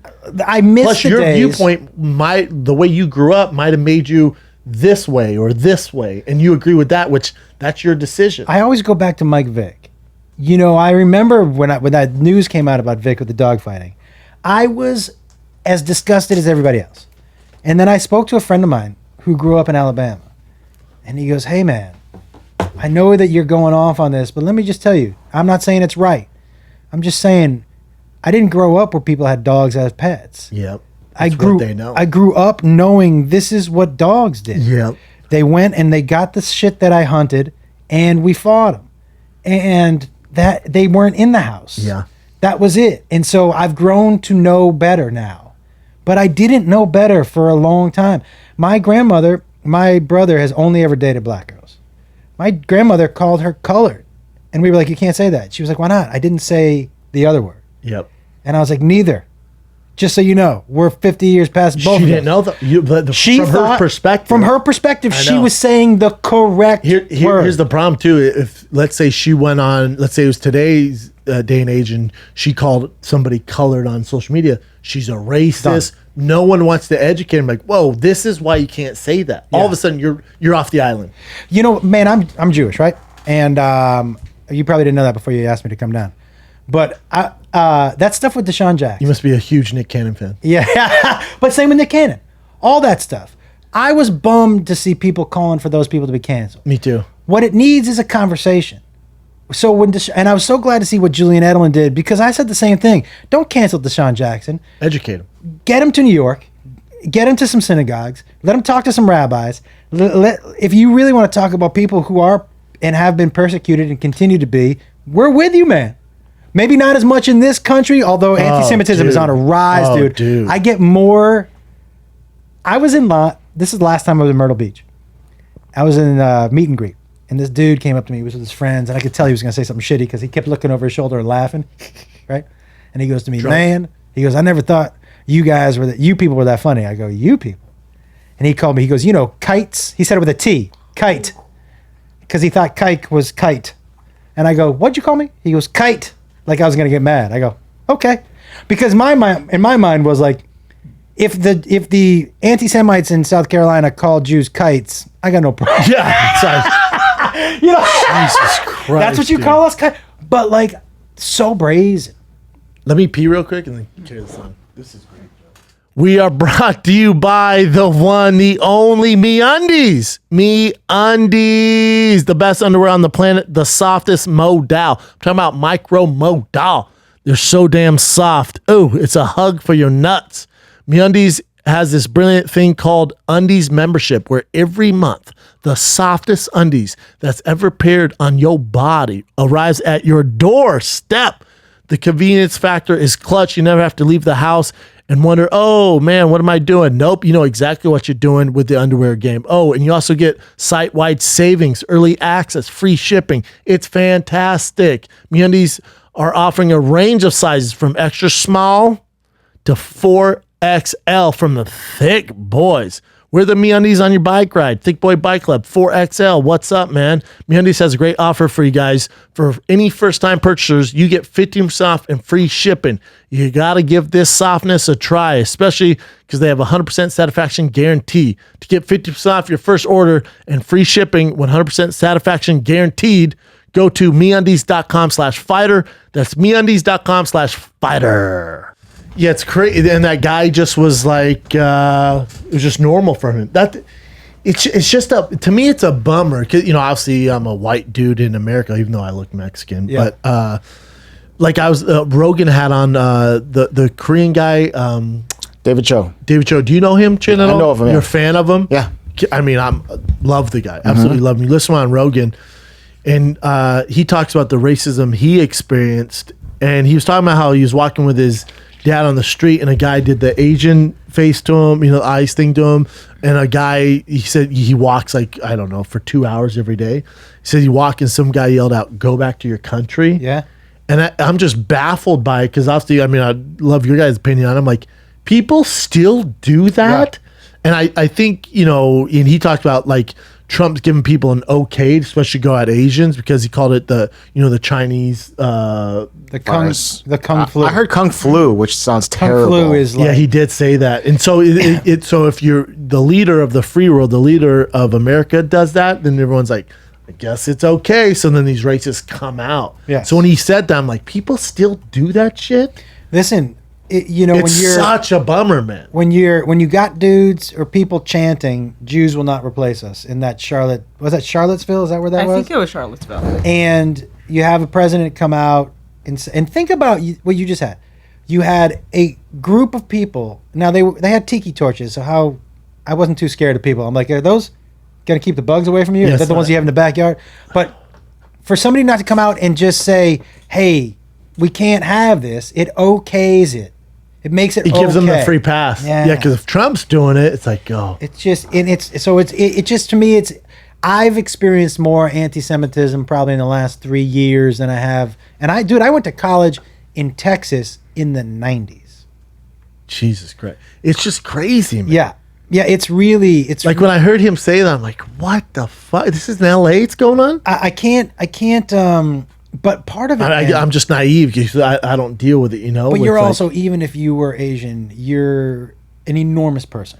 But Chin's huge too. Have you gotten anything, Chin, like as of late? No, but I did tell you once we started walking to the markets, when it was like in the thick of the coronavirus, people did seem like they would look at me and just move away further than they would with the other people. Dude, when I was in, I think it was Chicago, and this Middle Eastern dude picked us up. A great kid. He was like 19, or he might have been 21. He's been driving. I'm sorry.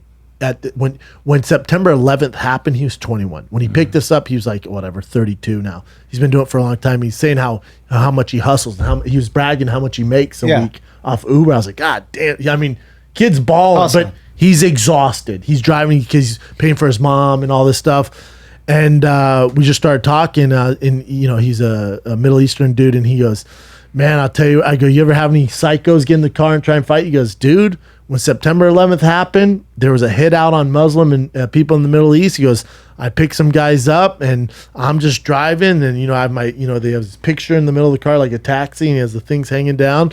And I'm driving with some normal music, and they just started fucking wailing away on me, dude. Jeez. And started yelling, USA. And he's like, yeah, I was born in Chicago, you moron. Yeah. Like, I have nothing to do with it.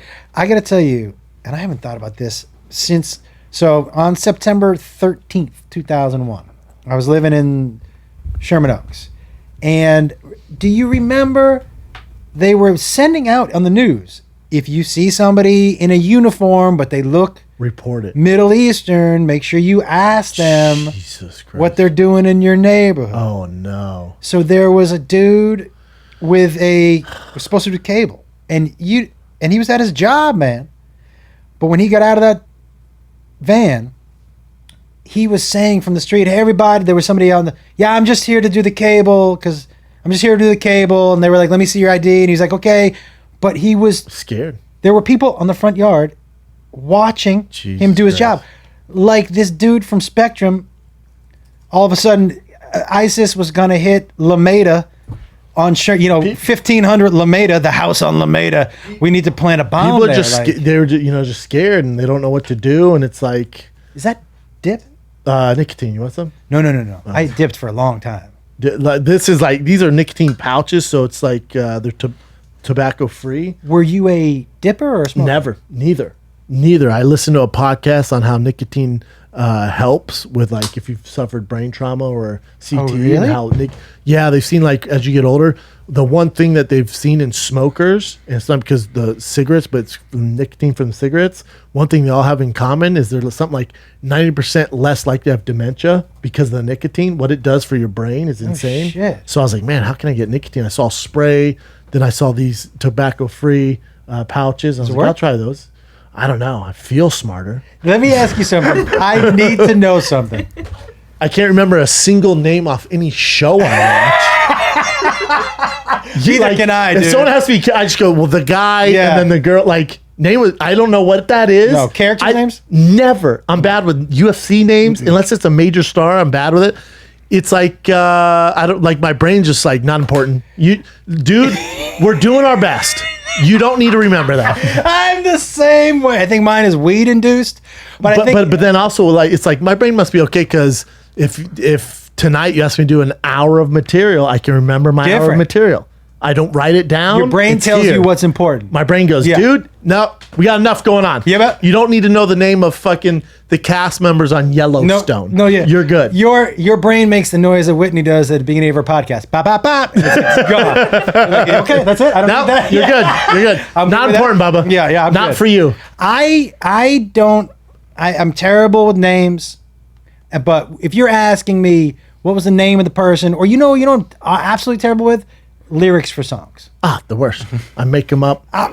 Dude, my girl goes, my cousin blah, blah, blah is coming over. I go, have I met her? She goes, are you shitting me? We've been together for 6... You've met her multiple times. I go, what's her name? And then I go, what's her husband's name? She's like, unbelievable. You went on a bike ride with that guy. I'm like... Yeah, I didn't know his name. Yeah, I called him. I just kept calling him, hey. Yeah. Yeah, She goes, you're the worst. I'm like, no. You got to remember, my brain only stores so much. So my brain goes, you really don't need to know that. Beep, beep. Did you tell her? I can either remember your cousin's name or yours. Yeah, you pick. Take your choice. I have one spot left. Do you, I have dying to know this because I was watching some UFC over the weekend, some highlights, some clips. Sure. When you're in the ring or after the ring, after getting hit that many times, does that immediately after, does that ever enter? I hope there's no permanent. Especially when I was fighting, like CT and brain trauma wasn't really even conversation. Like it was just like, oh, you got your bell rung. Like you're fine. That was the term when I was growing up. Like, oh, you got your bell rung. Like I remember in football, they would put me in on certain plays just to see me collide with this guy, Brian Ewu, who played for the Chicago Bears and was the captain of our team. But it was called a 94 power toss. So the fullback would just run as fast as can, and the outside linebacker would be there, and it'd be like two battering rams. But the entire team and coaches would stop because everyone would look at the play. It would give away the play, so the guy'd be like, "Oh, here we go," and the whole team would just watch. I remember just like us bashing heads as hard as we can every week, twice a week.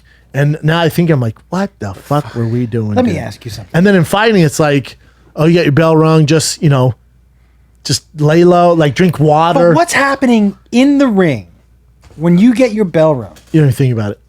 But aren't you trying to regain your senses, or you? Or, yeah, but you're like, it'll come training's back. kicked in. Yeah, it's like your survival. Like, oh, it'll come back. You're just trying to buy time, shake off the cobwebs, as they call it. Like, you're just trying to maneuver so you don't get hit again. It's still But I remember it wasn't good. I remember I would be in the ring and Bruce Buffer would announce my name, or he'd announce somebody, like, let's say he would announce Matt Mitrione's name first, and then he'd announce mine. And as he announced my name, I would have in my head go, what the fuck am I doing? As he's shouting in my face, I'm like, what the fuck am I doing? What am I doing? It's not good. It baffles me that if I knew this morning I'm getting up and going to work and someone's going to punch me in the face multiple times at my job. It's the toughest job in the world. Well, how many times do boxers get hit in the face in a fight? Well, I mean, that's the point, right? I mean, hundreds. That's like saying, how often does Michael Phelps get wet? That's what I'm saying. Like, that is your job to. And I know there are a lot of people who are like, this pussy. That's not your job either, motherfucker. Oh, God. Do you know what I mean? So you call me pussy all you want. The other thing, the way people should have more respect for fighters is like, let's say you're a guy like somebody coming up. You can name anyone. But let's say you beat the number 8 guy in the world. Let's say you're ranked number 10. You beat the number 8 guy in the world. And you go on vacation. You know that as soon as you get back, there's this monster ranked number 6 that they're going to pair you up with. And you know how fucking tough he is. And people are like, oh, just relax, take it easy. But you just, Never. It's like if you got bullied at school and you know the next day you got to see that bully. It's that all the time. For me, it was like all the time, just like, oh, you just have that pit in your stomach where you're like, oh God, he's so good. and then you beat him. And then you beat him. You beat the number 6 guy. Well, you know the number 5 guy. You know the number 4 guy. You're looking through the list just like, wow. Does anybody ever... And so one of the reasons I like sitting down with you is I'm going to ask a lot of layman's questions. No, please. That other people would never ask. Does anybody... This is going to sound dumb, and maybe it's just the little brother in me thinking about how to win fights. Yeah. But does anybody ever decide, all right, I'm not showering for a week, I'm not brushing my teeth, and I'm not washing my ass? Wouldn't matter. Especially in there now. It's a lot. You're like, this guy smells like shit. And then you just beat the shit out of him. But so that doesn't matter. That doesn't, if someone came in and was like, No, I remember the only time, like I remember when I was fighting Crow Cop, I was like, God, he smells funny. And I was like, yo, and then this is while my nose is broken. We're in the middle of it's the biggest fight of my career. Yeah. It's in New Jersey, sold out crowd. John Jones fighting Shogun for his first world title. Biggest fight of my life. He's a legend. I remember my nose is shattered. I'm bleeding everywhere. And we're there and the crowd's like chanting or whatever. I remember thinking, God, he smells funny. And then I swear to God, I'm thinking, look at this.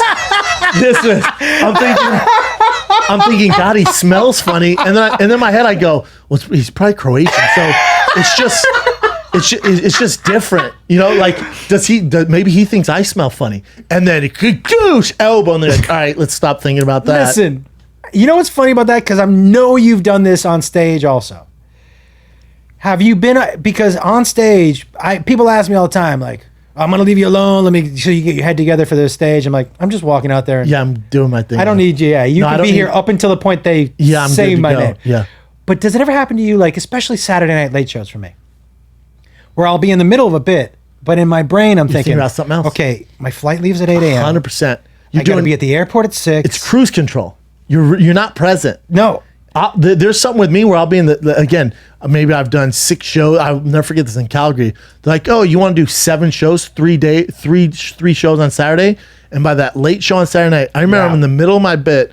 I'm saying it verbally, but in my head, I'm like, dude, you still got this to go? And I'm checking off. I'm like, dude, you're not even halfway. Yeah. And it's like, and then are they going to have the Chinese food? But you've been doing it so much, you're just. Yeah, dude. Yeah. Yeah, I eat the Chinese food. Yeah, it's my favorite. Dude. Yeah, I'm like, you know, Jay's getting. I love that club, and then by I'm the way. like, oh, yeah, Yuck Yucks. Yeah. And I'm like, oh, man. And I'm in my head, I'm doing my bit. I'm doing a good job because I've done it a million times now.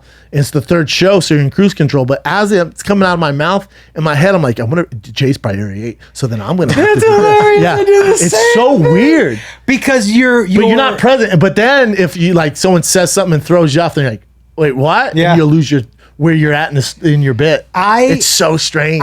Sometimes I'll catch myself and I'll be talking to myself in my head, and then it'll make me laugh. I'll be like, hey, what the fuck am I? It's so ridiculous. Yeah, I'll say to the crowd, I was talking to you, but in my head, It's so weird. something man. else was happening. It's so. I remember I was just doing the show for Complex, and they're going over the whole thing, and I'm interviewing the guy. It's going great, and in my head, I'm like, there has to be somebody better at this than like out of all the people. In my head, I'm like, what the fuck am I doing? Out of all the guys, trust me. I'm fighting with my what the fuck are you doing, dude? I gotta tell out of you, all the guys, I have to tell you, man, it's so strange. I that's why I love live. It's go back to that TV because whatever happens, I embrace what's happening at that moment. Yeah. And for me, it makes every show. I'm going to Cleveland this weekend, right? Are you at Polarities. Oh my god, my favorite club. I love that. With Back Nick too. With Nick. Oh, dude, The food there is the best so because they have a legit restaurant. And then if you sell out, he gives you the bat. I got that bat last You know time. the bat. The bat's in my basement. There it framed. is. There it is. You're at Hilarities This weekend, 6th, 7th, and 8th. Thursday, Friday, Saturday. and 13th. Oh, okay, that's different. We're not doing. I think that one got canceled at Des Moines. So you're there. Yeah, my Irvine just got canceled. Yeah. That's California though. Man. What's the capacity like? In Hilarities, you know what? I have to check the contract. I think it's changed a couple of times. It's weird because it'll go, 150, 300, 200, 400. You know, honestly, for me, 70. It's like I'm not coming out there for 70. Just man. me and you. Yeah. 3. The staff. What? Dude, I gotta. It's just you and the staff, Bubba. What the fuck? They need money, man. Buy drinks, dude. What do you think about this for an idea? Tell me if this works. Because do you miss selling merch? Oh yeah. Well, but I sell merch. I sell Thick Boy bike merch now, and it's like my pride and joy. But can you sell it at the shows? Thick Boy Bike Club? No, because at the shows they haven't been able to. They haven't had us doing merch lines. Oh, because they don't want people. What about this for an idea? What if I have the wait staff? They're going back and forth. So the wait staff during the show, you would buy the merch. Pre-show. And I give the Pre-show. Pre-show. They Yes. And I give the pre-show. They should post A, B, or C, the price, and then when they come by, if people want it, they go A, B, or C, and then they pay. And then I give the staff percentage of the money. Brilliant. I think because merch, I like that. Merch is. I have this. I'm obsessed with merch. Yes. Not because of the money I make, because I'm into fashion. I'm into clothes. Dude, my new line is fire. So dope, dude. We can talk about it. I wasn't gonna do it, but I got a few whiskey. You're the best. So Brian Callen's gone. Yeah. Dude, so with Thick Boy Bike Club merch, it's coming. They take a while to produce. Probably like 6 weeks away. We did a collab with Specialized, which is the biggest biking company in the world. So Specialized and then Thick Boy Bike Club, my team, we all collaborated on biking gear for actual real bike gear. It's Thick Boy and Specialized collab together. I'm so crunk about it. They sent me the renderings, dude. Let me ask you: do you have? And this is an honest question. That shit fires me up. You got to reinforce your bicycle seat. Aren't you like? Wait, no, it's tiny. Yeah, I mean, how? What does it disappear? Or people is he sitting on a pole? Do you see what I did on my bike? Yes, dude. I'm surprised that didn't happen sooner. But when I see big dudes on bikes now, I'm always like, this is. Dude, first of all, that is carbon fiber. It is. And it fucking snapped in half in front of people.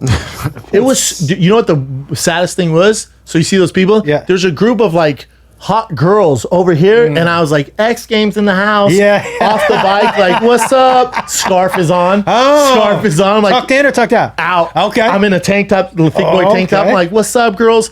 Did this. Goosh! The fucking pedal goes sika off a rock, and you just hear someone go, oh. So I'm wobbling. I wobble. Dude, it's all the way back there. And I just went, man. I had to walk back, pick it up. I get on my bike, I'm walking it. I'm like, oh my God, dude. I get on, I'm one hand like this. That is the last thing, especially as part of the Thick Boy Club, the last thing you want to do is snap your bicycle. The last thing you want to do is have it crumble under your weight. Oh, dude. Dude, it's on me. I shouldn't be doing these jumps, but I'm getting more comfortable with the bike. Jumps? How much you weigh? probably 255 right now. Dude, I jump and the bike's all carbon fiber and I got the Fox shocks on it, the best shocks you can get. And I can feel it when I hit the ground, the whole bike goes, new, new, and it just snaps. Shoot you straight into the air. Snap. Dude, have you not seen the body types, the people who ride bicycles? I know. The jumps. That's where the Thick Boy Bike Club comes from. And there's a bunch of thickies out there doing the same shit, dude. I will tell you this, though, man. Have you been to Portland? Oh, yeah. Home of the most arrogant bicyclist in the entire... Road bikers, though. Oh, yes, road biker. Big difference, dude. You're talking, by the way, apples and oranges. Let's slow your roll down, because I had a bicyclist tell me this, too. He said to me, I go, hey, man. He said, watch out for bikers. I go, let's slow your roll and calling yourself a biker, bro. Yeah, don't say biker. You cyclist. Yeah, a biker has like a sleeveless vest and tattoos and commits crimes. You have a bell in a basket, motherfucker. Yeah, bikers, Hell's Angels. Yeah, yes. You are a bicyclist. Yes. And they are so arrogant up there. They ride in the middle of the fucking road. It's a weird, like, and again, this is road bikers. It's a weird, like, fraternity where they think that they have every privilege in the world, and you got to get out of their way, and they will shout at you, dude. Yes. And I'm like, in what world can you yell at people? It's so strange. What I love is, like, dude, if I hit you with my car, thank you, only one of us can be affected. It's not gonna be my car, bro. Yeah, and here's the deal. When they scream at me, watch out for bikers. I'm like, first of all, you need to watch out for cars, motherfucker. Yeah, the ones on like Topanga Canyon. I'm like, dude, this is a one way. You fuck. You're in the middle of the road. What are you doing? Around corners and shit. I started with a road bike. I almost got hit twice in one day. I'm like, I'm out. No, I'm out. And all the fans are like, dude, get a mountain bike, you moron. And that's the thing. Right. When I hear people like, you need to share the road. No, dude. No, it's the road, dude. No, I don't. Road. It's crazy. It's the road. This is they are in some cities, but this is how many bikes they have in Portland. I saw a bike rack out in front of a strip club. I'm like, if you ride a bicycle to a strip club, bro, turn around and go home. You can't show up sweaty. They might take that though. With your you know how they cuff their and clink it in because they got the clip-ons. Clink Where it the in. hell the spandex? The spandex makes sense. Like, you ever got a lap dance in spandex shorts? I have not. Then you ain't living. Have you? Nope. But I can imagine what it's like. Yeah, man. I will tell you, there's not... Like, some people wear sweats to the strip club. That's a bad for that idea. reason. There was a buddy of mine. Okay, so when we were for my wedding, we had my wedding on Bourbon Street. Well, down in New Orleans. But we went to Bourbon Street the night before. My wife was there. We went to a strip club. And together. We went to a strip club together, but my friends went too. All your friends and her friends. Just her and my friends. Oh, wow. And so this dude goes to the boom boom room and gets a dance. And he comes out and sits down. Now his wife is back at the hotel. I'm not going to say his name. I'll just make up a name. Do I know him? And no, it's a buddy of mine if I went to college with. I go, hey, John. Do you know Jamie? I go, yeah. I go, hey, John. And he goes, yeah. I go, how was that dance? And he goes, great, man. I go, hey, man, you know they got black lights here. And he goes, yeah. And I go, look at your pants. No. My man. Spider-Man? Dude, I was like, yeah, man. Spider-Man all over his pants? Yeah, dude. I was like, you got to clean that shit up before you go home, bruh. And he was like, oh, my God. I go, you have no idea. Yeah, dude. It's the black light. Was your wife like, you guys are morons? Oh, no. I said, get out of here before she sees you. Oh, she didn't see it. No, I'm going to get out of here before she sees you. And I'm like, what are you? First of all, also, are you 8? Why are you coming in your pants? She couldn't get it out for you? Like, what? You're in the boom boom room, dude. And it's New Orleans. Yeah, man. There's no rules down here. God, why is that in your pants, Jesus rookie? Christ. Yeah, it was a bad move. Do you know, when I was in college, 3 times I tried male stripping. What? Dude, you gained a lot of momentum in my book. 3 times I tried. 3 times. The first time. That was enough for me. Well, after the first time, you didn't learn. What happened the first time? Well, the first time... Hold on. Did you go to strip club to audition? There was a guy that I had met who... Listen, I grew up with no money. And I was working... Times are tough. I was working in the bowling alley at the school. Not making money. Not making money. Also, not a job that has a lot of respect behind it. No. Not a lot of women are like, oh, you work in the bowling alley at the school? Can you get me a size 7? Yeah. It's not, we're not. So I was like, what am I going to do? I want to make a little money, maybe meet some women. First of all, I had no idea how women act in those places. It's so much more insane than... Oh, it's like piranhas when you drop chicken. So much more. But like, I have these skinny little legs. They don't care. But they're like super skinny? I was getting manhandled. Like they were like, they're going to want to hold you. Oh, you actually did the damn thing. Oh, yeah. I thought you auditioned for No audition. Bruno. I talked to this dude and he was like, yeah, man, come up. He was like, can you dance? I'm like, I'm all right. He goes, all you got to do is just kind of swing your dick around. And I was like, okay. What did you wear? What his thing was, he was like, you got to pick out your outfit and your song. Oh, so song. What song? Dude, there's so many good ones. But this is the 90s, bro. You know? Yeah, what'd you come out Motley Crue, man. What song? Come on, Dr. Feelgood. I was coming, man. I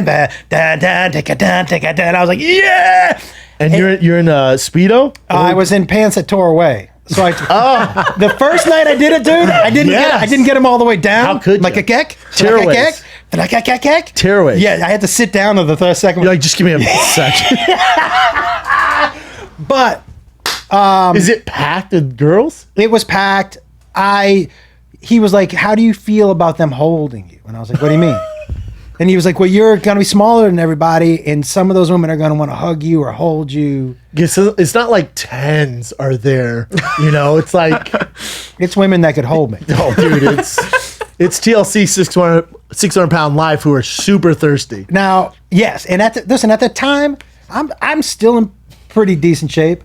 But at the time, I'm walking around 4% body fat, probably. Oh, they loved it. Oh, they loved some Josh. Come on, man. The Wolf Man coming out, Come on, dude. So you hit that stage, and did you have nerves in the back? Well, I took a hit of ecstasy. Oh. Yeah, because he was like, you might need this your first time. And I was like, cool. Sounds like a nice guy for what you're dealing with. Like, at least he was like, dude. He was grooming me. He was grooming you, yeah. So did you have to get the dick kind of fired up? No. Did you have to rev the engine just a tad? I enhanced. Meaning? Well, but here's the thing. Because he was like, some guys kind of jerk off a little bit, but then, it goes away. So, yeah, especially when you're on stage, like... When you're on stage or you're about to fight or do something athletic, my dick goes, retreat! They go in like a turtle. So I go, what can I do to help it? And he said, there are some things that you can put around it. I guess the best thing I can is kind of like a fleshlight, but just for the shaft. It just makes it look girthier. Yeah, because you're not taking your dick out. Again, I like this guy. Yeah. Everything you're saying makes a lot of sense. But what he didn't tell me was that you're going to get lightheaded. But you're going to get they're going to be aggressive. The women are going to, it's a frenzy. It's aggressive. It's Shark Week. It's aggressive. It's Shark Week. And so that's why when I went back, and I told him, I'm so glad I'm taking ecstasy because I liked people touching me, but they'll get in it. They'll get in it. Fingers, digits in the booty. Oh, dude, and by the way, I'm sure this happens to you. Meet and greets, you telling me nobody grabs your ass or your dick? Oh, I get sexually assaulted every meet and greet. Me too. I just take it. Me too. I'm just like, whatever. Dude, they grab my ass, my dick, and I just like... Me too. Every time. And it's usually in front of their husband. I'm like, definitely not comfortable with this. I'm not going to Terry Crews it and write an article, but... But I'm with the same, that the dude... it's not comfortable. The dude is... The guy doesn't give a fuck. Here's the thing. It's usually a woman who's like, I'm not letting him in the picture. Yes. She's like, no, you take the picture. Yeah. She goes, no, he's going to take the picture. I'm like, well, why don't you both just take it? And I'm like, here we go. Yep. And I know I'm going to get... And I take it. Yeah. Yeah. I shut up and I take it. You know what I told one guy once? Because his wife grabbed me by the ass, but the middle finger went straight asshole. The standard move. And I told him, I go, hey man, smell that finger later. Yeah, for real. Hey man, I've done 3 shows and I ate about 6 pounds of fucking sweet and sour chicken from Yuck Yucks. Yeah. Smell that finger, yeah. You're gonna want to whiff of that. Dude, so your first one, you get manhandled. Bruises. Tough. Yeah. No scratches. No bruises, scratches. And but you came back. Well, so did you make good money? That was it. So he was like, this is your first time out. You don't get full dough. You want to come back next time, we'll give you full dough. And he's a businessman. He's a businessman. He wanted to I went back for full dough, man. But I was like, I need to be fucked up again. The third time I did it, I'm like, you know what? I'm not going to be fucked up. And I just couldn't do it. And I was like, if I need to be this fucked up, I can't do this. It's going to go down a dangerous road. Yeah, man. Because you're basically Rick from Rick and Morty hammered All the time. All the time, dancing. And I didn't want to do that because I saw some of those older dudes who were like, yeah, man. And an old scallywag at the fucking male strip club. You know, super tan. They look like, did you ever? They're on all the TRT, just fucking dyed their hair. They all looked like an Just old school for wrestler, men. Brutus the Barber Beefcake. Yeah, they smell. Beefcake. Is that him? Barber the Beefcake? Right? Was that his Yeah, name? you're right. Super tan. Oh, did you go? Oh, what was your name?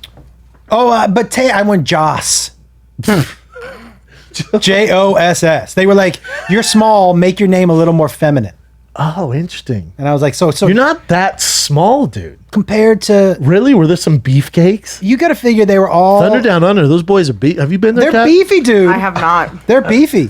And they Thunder Down Under beat, and they put on a hell of a show. I heard. yeah, man. Like, it's a show. I was not putting on as much of the show. I can't imagine you. I wasn't doing the Carlton dance either. You know what I'm saying? But I was trying to be schmexy, man. It's hard to be sexy with Motley Crue playing. That's dude. why I had to. No, it's not. Bite your tongue. Really? Oh my! I feel like I'd want to come out like some genuine. What would you come out to? It's like some genuine. Pick your song. Pick your song. Oh, right now. dude, there's so many. Pick your song that you would come Oh, out to. dude, I feel like the Motley Crue. Tip Drill, T.I. I'm gonna have to go pretty urban with it. Really? Pretty, Nah, man. I wanted it to some be like, Little Wayne, Really? Oh, because you're going, Lollipop, Little Wayne. you're going slow. You're grinding it up. This boy gay. Yeah. Because that's the thing. Like those Thunder Down Under dudes, most of them are gay. They got to put on an act that they're seducing women. Most of those guys are gay? Most of those dudes like the way the dick tastes. Oh, yeah. Is that true? Pretty sure, dude. How do you know that to be? That's the rumor. I might be off. Yeah. I'm pretty sure, Yeah. though, dude. Why? Because I will tell you, and I'll tell you off air, we have a comedian friend, female. We were doing a show together at a resort, at a casino, and the show that was playing in the theater next to us was some Australian strippers. And our comedian friend, Got down. oh yeah, definitely tasted the Australian down under dick. Now, a bunch of Down Under or just at one time? Just that one. We were just there for that night. Oh. So but it was, definitely not gay. He went right up after the show. Well, not all of them. I'm saying the majority. How? It seems like you wouldn't. I made that up. It seems like, it seems like you would want, but it's like being a gynecologist too. Like, I wouldn't want the job. No, I don't. I wouldn't want the strip job either Thunder because. Down Under boys are come on, dude. That guy in the front. Come on. That guy in the front. Which one? Which one? This What do guy. you mean, which one? The guy in the front. Well, dude? how come three of them look like a different version of Ryan Seacrest? Look at the guy on the far left. Which guy? Okay. That which looks, guy- That looks like my crowd at Addison Improv. I was gonna say this looks like your meet and greet line. It really does. Toss on a couple tap out shirts, and that's a meet and greet for Brendan Schaub. Which guy do you think out of this is like, oh, this dude is the best Thunder Down Under? I'd say the guy with the long hair and the tats. I agree. I He think doesn't really want to be there, but he's fucking good at it. he can do the head shake. His long hair is wet, which I It think chose you need him. to have. It chose him. Yeah. I mean, how It can you shows look him. like that and God. not find your way? But how come? What a career. I can't believe you did that, dude. The balls. Why do I have better abs than two of those guys? More than two. It was. I got to tell you, man. Here's the person that I am. I'm not going to tell you I don't like something if I've never done it. That's fair. And I love making myself uncomfortable. There are a couple things that I'm All pretty right. sure. But I like making myself uncomfortable.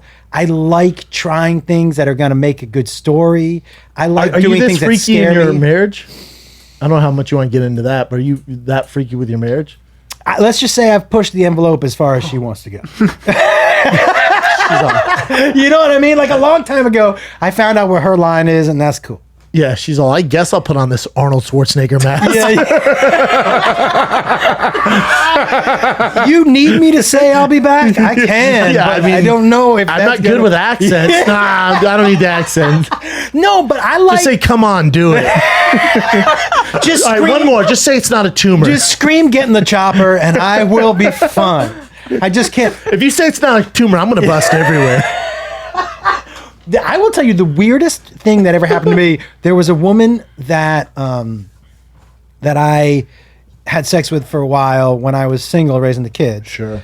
And so I could never have sex at my place because that's where my babysitter was, and I lived in one room. Yeah, you can't have that. So we had sex in the minivan. We used to have sex. I used to find girls who would have sex in a minivan. Not that many of them. Sure. But there was one girl, hot, young, and but her thing was she liked me to put her on the baby seat. So her ass would fit, so she wasn't sitting in it, but it was wide enough so it was lifted. Sure. Had her lifted over. Yeah, and that has to be some sort of childhood trauma thing, I would assume. She just loved the first. I go, do you mind if we can't go upstairs, but you want to have sex in the minivan? She goes, good. We get in there. She goes, will you fuck me on the car seat? And I was like, yeah. Yeah, my kid's there, but sure. Yeah, but the first couple times I remember like, to put bring a cloth juice down. box. Yeah, yeah. Do you have Capri Sun and some orange slices? What the fuck is? What happened in your childhood that you need to eat my kid's snacks? Do you have Cheerios in a bag that I can munch on? Can you put? Yeah. But can you put Rugrats on? Do you have Transylvania 3? I love Adam Sandler in this. But she loved. And the reason I had to stop was. Well, there was one night that I forgot we had sex in the minivan on the car seat, and I forgot to put the towel down. And so when my son came down the next day, I was like, you know what, buddy? We're gonna get you a new seat. We're gonna stay out of. We're gonna walk. Yeah, we're gonna walk. Because I had forgotten. I was like, oh no. Oh no, we can't do that. So we draw the line. I will tell you, dude. The freakiest group of people I ever dated were single moms. Single moms were they an outlet. Like they have to be so buttoned up all the time because they have the toughest job in the world. So when they're with you, it's like the leash is off. Brendan, I had a woman because I was single at the time too. I had a woman. We're both raising kids, and so I got it. And when I walked in, this was her rule. She liked to have sex, but she wanted me there at 9:00. Kid went to sleep at 8:30. She didn't want me to meet her kid. She didn't want me to see what her place looked like. Do you know that when I walked in, right by the front door, there were blankets and pillows and 2 bottles of water. We fucked on the floor. I used the bathroom near the front door, and I got the fuck out. Good for her. And she was like, you don't need to meet my kids. I don't need to know much about you. No. You don't need to go in my house. You don't need to dance. I just want a physical adult interaction. Yep. And that was it. And she would put 2 bottles of water down. And I remember asking her, 2, I only bring 1 to the gym. What do you think's happening? Yeah, what do you think's going to go down here? She's probably thinking you were going to dance at some point. What do you think is happening here? But single moms were... And you get it. Because you know as a parent, it's like, dude, I don't have time to bullshit. None of that I want to go home and go to sleep too, man. I know I got to get up at 6 and make lunches also. Yeah, I get it. It was an untapped and nannies. Both 2 untapped. Oh, wow. Interesting. Kat, just to go back to strip clubs, have you ever been to a male strip club? No, I wanted to go last time I was in Vegas because I wanted to take my grandma and her best friend because they've never seen dick? Anything. They've seen dick. They've only seen Asian dick. Vietnamese dick to be specific. So I wanted to kind of show them around. Those boys from Thunder Down Under, really, they put those dicks in their face, man. It gets pretty, you ask for a lap dance, you're getting full. You seem to know a lot about these guys from Thunder Down Under. I'm just asking. I mean, you have a lot of facts. It's very strange. But you know what it is? You know, my favorite show was Gigolos on Showtime. That was such a fucking train wreck, that show. Did you hear what happened to Homeboy? No. The very yogi guy with the long hair murdered somebody. He's in prison for the rest of his life. Unbelievable, right? Jaw dropping. Really. When did that happen? Like last week. This dude? The guy, the friendliest one. Also beating his girlfriend to death in drug-fueled rage. Gone for the rest of his life, and I'm sure the boys are gonna have fun with him in prison. My God, dude, isn't that crazy? That was my favorite show. I started watching again last week. That was a train wreck for sure. There was a guy that lived. I used to live in an apartment complex, and he was a guy that was on Star Trek Voyager, and he was a extra as a Klingon. Oh. But he had always wanted. He had told us always his dream to be on Star Trek. So he would wear the Klingon makeup home and walk around in a robe, like taking out his trash with a Klingon. He wanted to be a Klingon, yeah. He ended up one day right in Hollywood, where we hear some banging and some people screaming. I stick my head out. He's getting dragged out of his apartment in his Klingon outfit. Sure. By the cops. Because he had murdered a hooker with a sword. Yeah. And I was like, that checks. I knew where this was going. I was like, that checks. Before you even started. Yeah. Right away. Guy wants to dress like a Klingon, not 24/7. Dude, Yeah. someone gave him a sword from the set. Yeah, man. That's how his story ends. My brother was like, "Can you believe that?" I'm like, "Yeah, the Klingon guy." Dude, the Klingon guy? Yeah, Wow, what a weird dude. If you had told me that woman Jenny, who raising the 2 kids, that'd have been weird. Klingon guy? Yeah, I get 100%. it. Who wears the robe? Yeah. Jesus Christ. Let's go some current events. All right. First one. Okay, so you guys were talking about this, and a former employee that worked over in the NBA's program trying to find like the next Yao Ming in China Can't be came too out. tough. Yeah. I look for the tall guy. 7 foot. Yeah. Who's artificially created in a lab. Yeah. China really Yeah. wants their next Yao Ming. They have a basketball program that's linked to the NBA. And a former employee came out and said that they're actually physically beating the players. And it's very similar to almost like they described it as a World War II Germany situation where they're physically beating the players to try to get them to perform better. It says we were basically working for the Chinese government, one former coach told ESPN. Do they think hitting people makes them grow? It says one former coach said the Chinese coach fired a ball into a young player's face at point blank range, then kicked them in the gut. Yeah. I mean, it goes back. And one of the reasons I did not, I don't have a strong opinion on the NBA in China is I try not to have strong opinions on things I don't know Enough about. Yeah, because it leaves me out there, and rightfully so, for someone to be, you don't know what the fuck you're talking about. But this type of stuff, if this is true, it is such a clear choice of money over what's right. Well, they won't even address this. Like the commissioner, he won't even address it. They'll ask him like no comment. I will say though, it's like fuck. At the same time, I think these people in the government who are pretending that they care, and they're calling out because I saw it's some of the stuff is some of the up above, like what does it say? Rubio called the NBA a communist. Over to the side, I think. Oh, the wrong side. Oh yeah. Was that it? It said something about Marco Rubio was saying that the NBA is part of communist China. Yes. At the same time, I don't like politicians. Rubio doesn't give a fuck what's happening. Do you know what I mean? Like, yeah, I so get at the you. same time, again, it's complicated, but this where it gets dicey. So the Adrian, they call him Woj. They call him Woj. So Senator Josh Hawley, yeah. So he wrote an email and sent to ESPN and NBA. Was like, dude, you guys want to go on this Black Lives Matter and all this shit? What about China? Are you going to address that at all? And Woj is the #1 NBA reporter for ESPN. He's so close to the NBA. He responded back, fuck you. I agree. Let me ask you something about this guy, though. Without the Black Lives Matter, does that dude give a shit about what's happening in China? That's my point, is that, like, it's vilifying. I think people are just saying, like, all right, if you're going to stand on this mountain, how can you not stand for this mountain? I agree with that 100%. I also agree, like, if she you're needs talking mouth to mouth, and I'm just uncomfortable. I'm on board if you need me to. Yeah, he'll do it. There's a guy from Thunder Down Under outside. He's got something for you. Quick, put on Motley Crue. Get him. My thing is this, man. My only thing is, it's like, I'm with. I know what you're saying. They don't I get it. really care. No one, yeah, I know. They don't, because we're not in China. Yeah, it's not affecting us. And I don't think it's right. But I think the reality is, man, if you're telling me that, look, there are a lot of things in this country that I don't agree with, that I would fight for, that I'm sure are happening in other countries. I'm not willing to fight for them in other countries. I'm willing to fight for them here right now. But I wonder if they said, hey, LeBron, if Hong Kong gets invaded by China and they take over, your shoe percentage is going to go down 50%. He's going to start saying free Hong Kong. Yeah. That's just where my issue.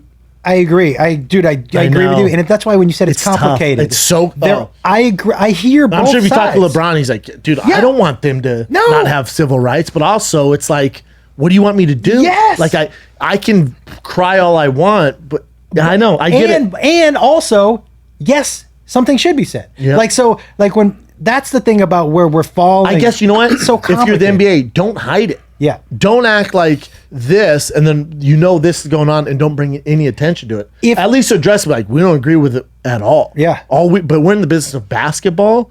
I don't know. It's fucking complicated. If one of those guys said, "Of course I care, but I'm going to clean up my house first, and then I'm going to get to other people's houses," I'm fine with that.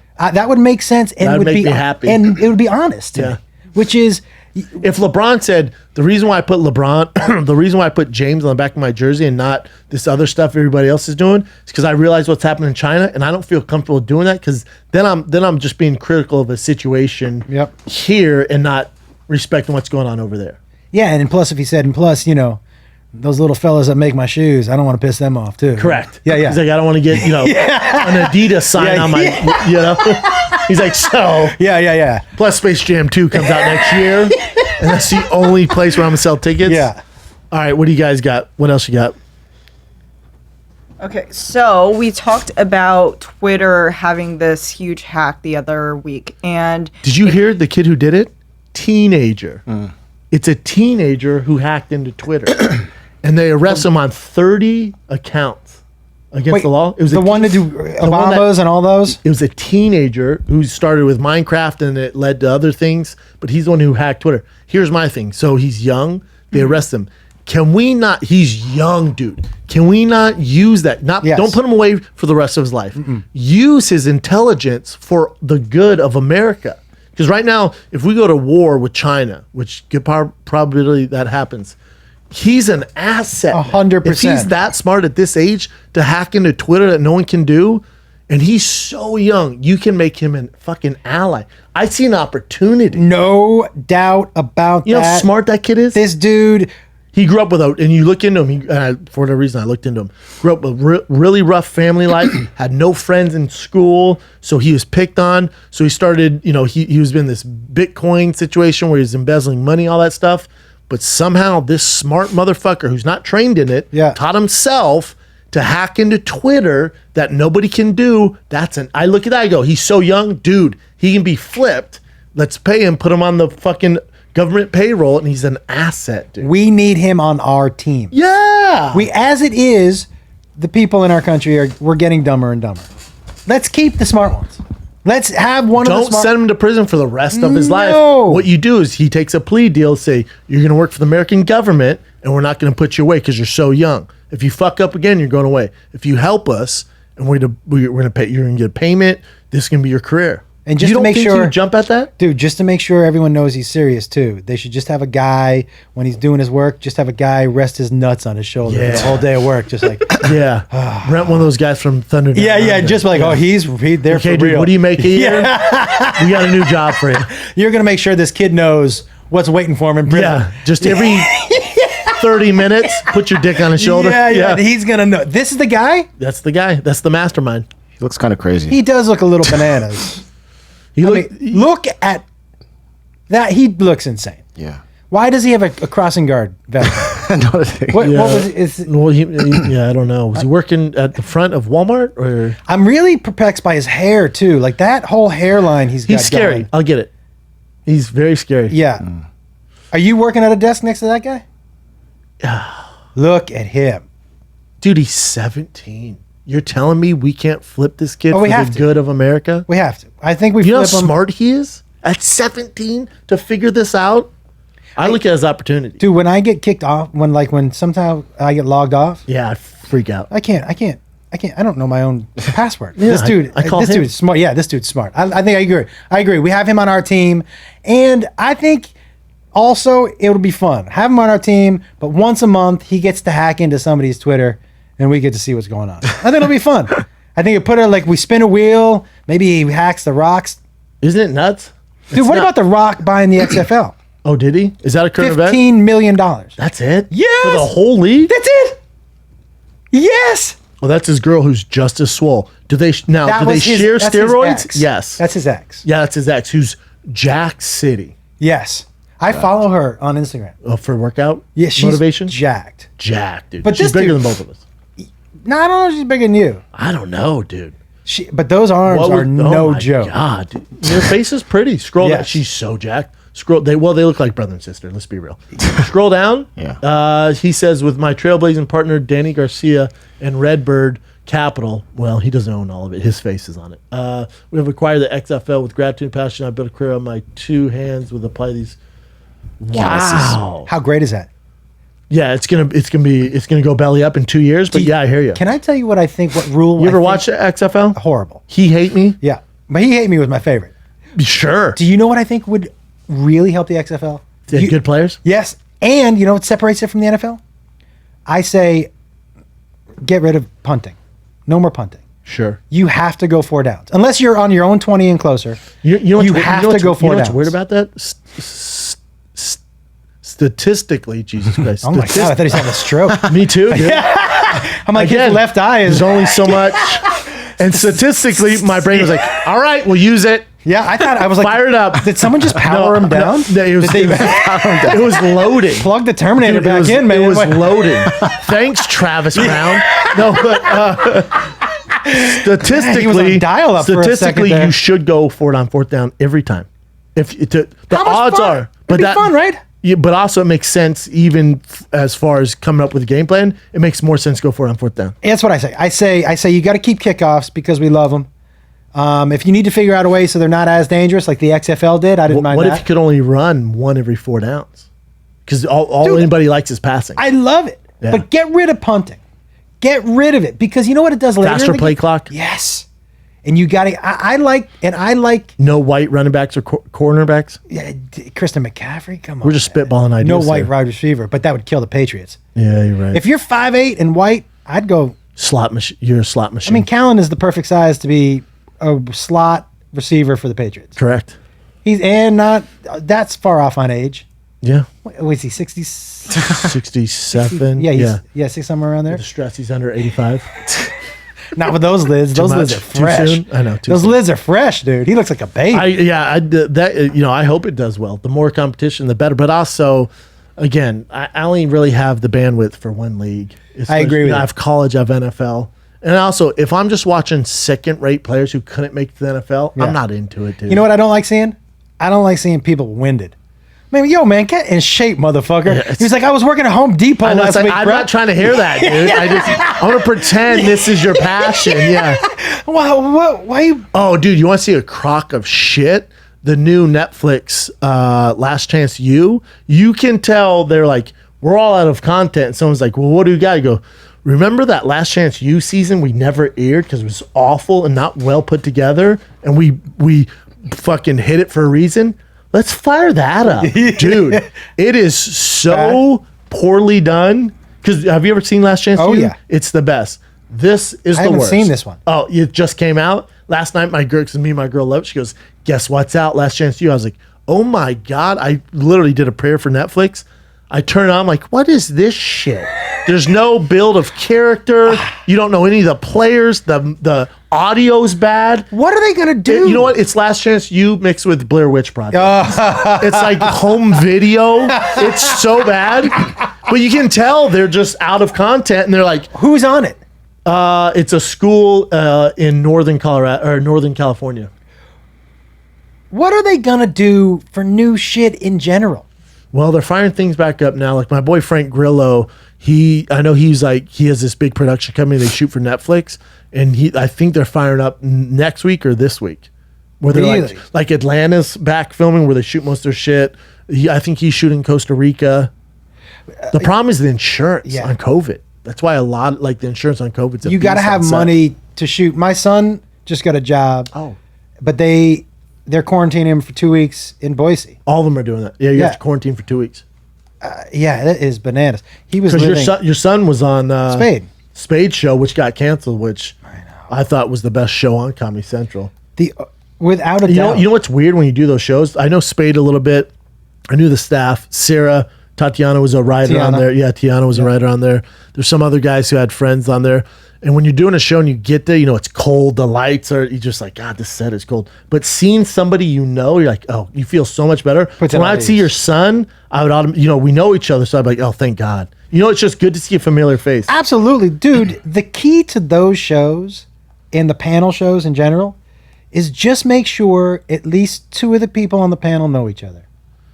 100%. Just make sure. Put me with somebody who I have chemistry with, or that we know the vibe. Because when I went on there and I was with friends, we crushed it. When they put me on there with two people I have no idea about, I didn't know the rhythm. We don't have the same. They were both way older than me, so I'd make references to video games, and dude, dead air. The crowd laughing, but it's the chemistry on set. So on TV, there's no crowd, right? So on TV, they might get it, but if the two other comics don't get it, or Spade doesn't get it, it's a nightmare. It's like trying to volley in tennis, and they don't know never how to comes hit back.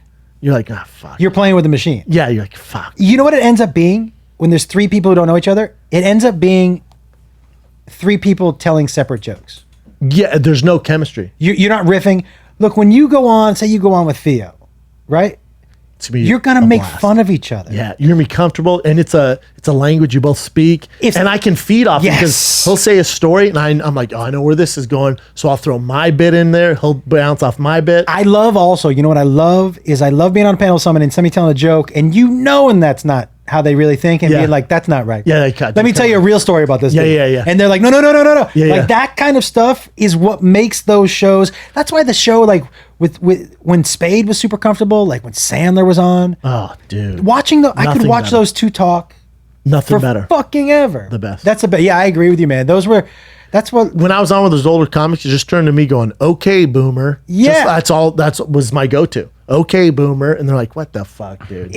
I'm like, I got nothing else. Yeah. You guys aren't getting any of my references. Yeah. It's a bummer, man. But that's the reason those shows, and Spade got it right, because the guys who ran Spade, Tom Brunel and Brad Wallach, also ran Chelsea's show, and so panel needs camaraderie. It needs it. There has to be a chemistry. It needs it. Don't get three randoms. No. Like lesson 101, dude. Or if they're three randoms, they should be three randoms who have some things in common. Correct. Like if you did three randoms, but it was three guys, or have the same interest maybe, or the same sense of humor. Yeah, you can do it. I can piggyback off of what you're saying and all that stuff. But three completely different people is bad. It just doesn't work. Yeah, I agree. What else you got? This year? Okay, so the other day, two inmates actually in a Oklahoma jail broke their window, scaled down 12 floors with bed sheets, and one of them managed to escape for a couple of hours. The other one ended up falling around the third or fourth floor, and when what? Did he break his leg? I don't think so. It just said that he was caught and then quickly arrested after he fell. Yeah, when you can't walk, you get arrested pretty quickly. Yeah. Wait, is that Pablo on the right? The one on These are the same guys. Oh. Just without hair. He looks way better with a shaved head. I have so many questions. Yes. First of all, why does he have a window? I mean, that's aren't they a bars? great question. Plus a window to where you can get your body out of it. Yeah. Also, is it the 1940s? Yeah. Is it a cartoon where putting sheets together? Yeah, what the sheets? Shawshank? Right? What the fuck is going on? Yeah, what the fuck? Did Andy Dufresne come up with this plan? Did Red give him extra sheets? What the fuck are we doing here, man? What kind of shenanigan prison is this? What? And how many sheets does this motherfucker have in his jail cell that it goes down 12 floors? Apparently, they were stealing other cellmates' sheets. Tight move. And there is footage of what it looks like.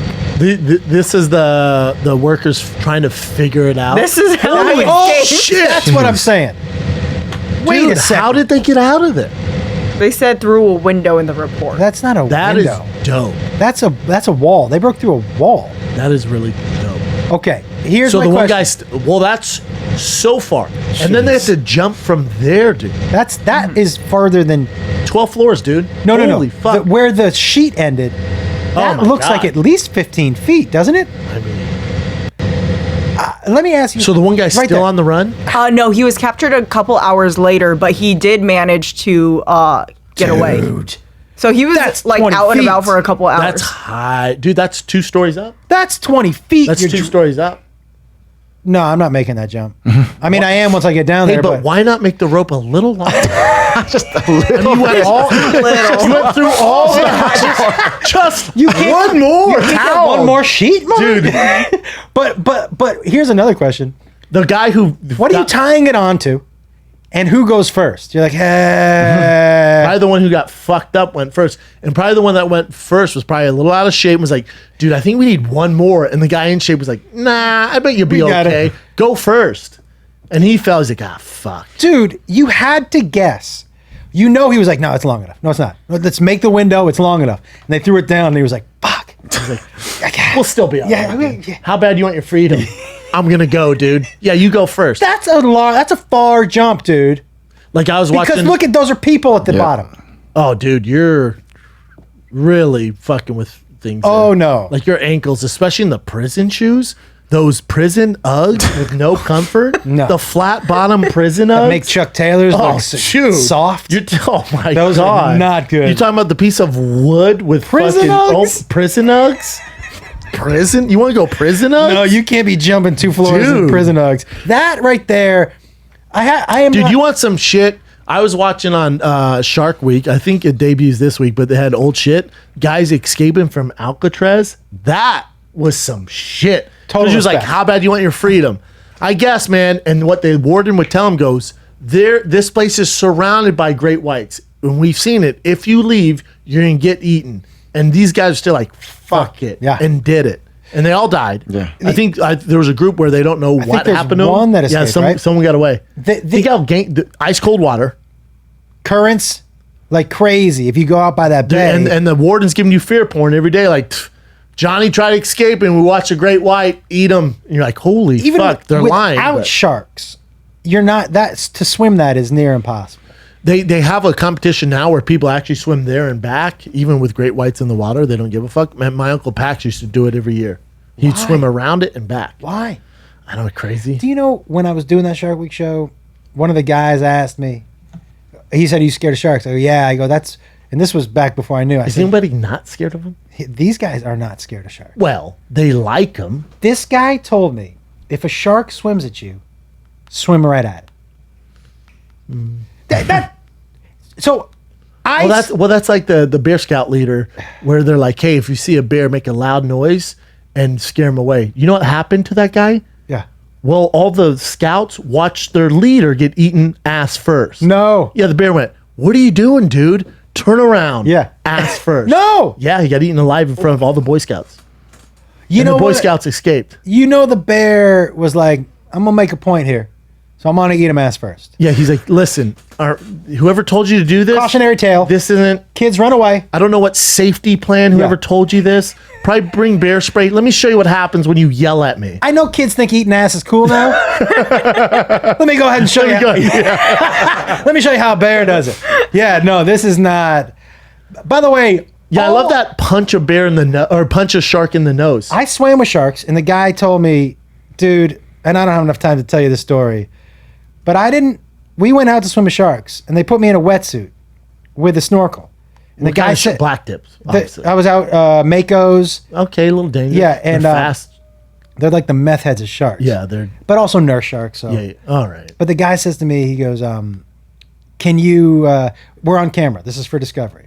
And he goes, so tell me, when's the last time you snorkeled? And I go, oh, I've never snorkeled. And he goes, stop the cameras. And he goes, you've never snorkeled? And I said, no. And he goes, bring out the second waiver. And I said, Signed what? Your life away? I said, what's the second waiver? And he goes, you know what the second waiver is. And he said to Discovery, as he's having me sign it, he goes, I can't throw him in the water, much less with sharks. He said, how good are you a swimmer? I go, I don't know how to swim. And he was like, how the fuck did he get this gig? Yeah. Like, he's really funny and good live. Yeah, dude. But I couldn't, when they pushed, you know what I didn't know? I didn't know that with the scuba gear, the wetsuit, they tie a weight around you so you're not as buoyant. I sank. It's such a good thing they had me tied to a rope. Did they chum the water? Did they chum the water? Around me. Dude. It was bananas. Hopefully they're paying you well. That clip is up too. All the Shark Week clips are up. Christ. I was scared out of my mind, dude. Also, it's one of Callen's jokes on an old special, so I can say it. To his point, you ever tried punching underwater? Yeah. This is Callen's joke. Yes. So when a great white comes up, and you're like, fucking get out of here. The great white's like, again, the same thing that the bears can do. Dude, I'm going to eat your ass first just to make a point. We're going to make an example out of you. I've always said, man, The only way I'm not getting eaten by a shark is if that shark doesn't like the taste of shit, because that's what's happening. Oh, I told everybody, I go, my new nickname when you throw me in the water is Brown Cloud. That's fair. Because I'm out. That's a squid move. Yeah. That's what squids do. Not with shit, but they do a dive. But all you have is shit. I'm not anti. You're all out of dye. What's your move if a shark comes up? I've watched that movie Dark Blue or Deep Blue. Deep Blue, yeah. Where he like where he grabbed, like the shark goes to bite and he like hangs on. Yeah. So probably that. Yeah, super realistic. Oh, dude.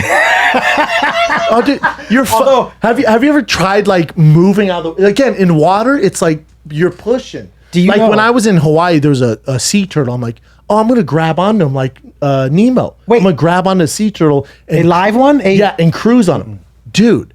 As the sea turtle's like from me to cat, I'm like, I'm gonna swim towards him. He was so gone. It was like, I mean, yeah. And I'm like this. A shark? No. What am I gonna do? I'm gonna do this.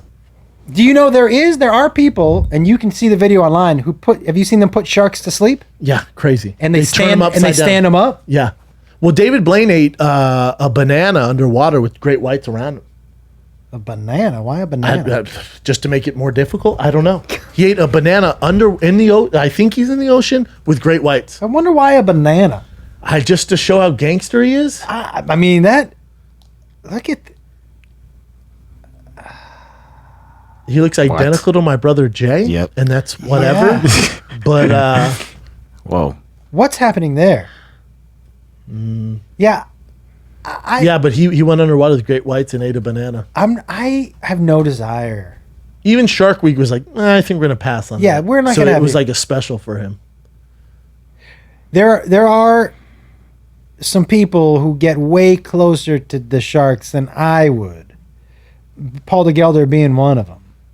But like, I mean, I just don't know that I have the temperament. I'm too.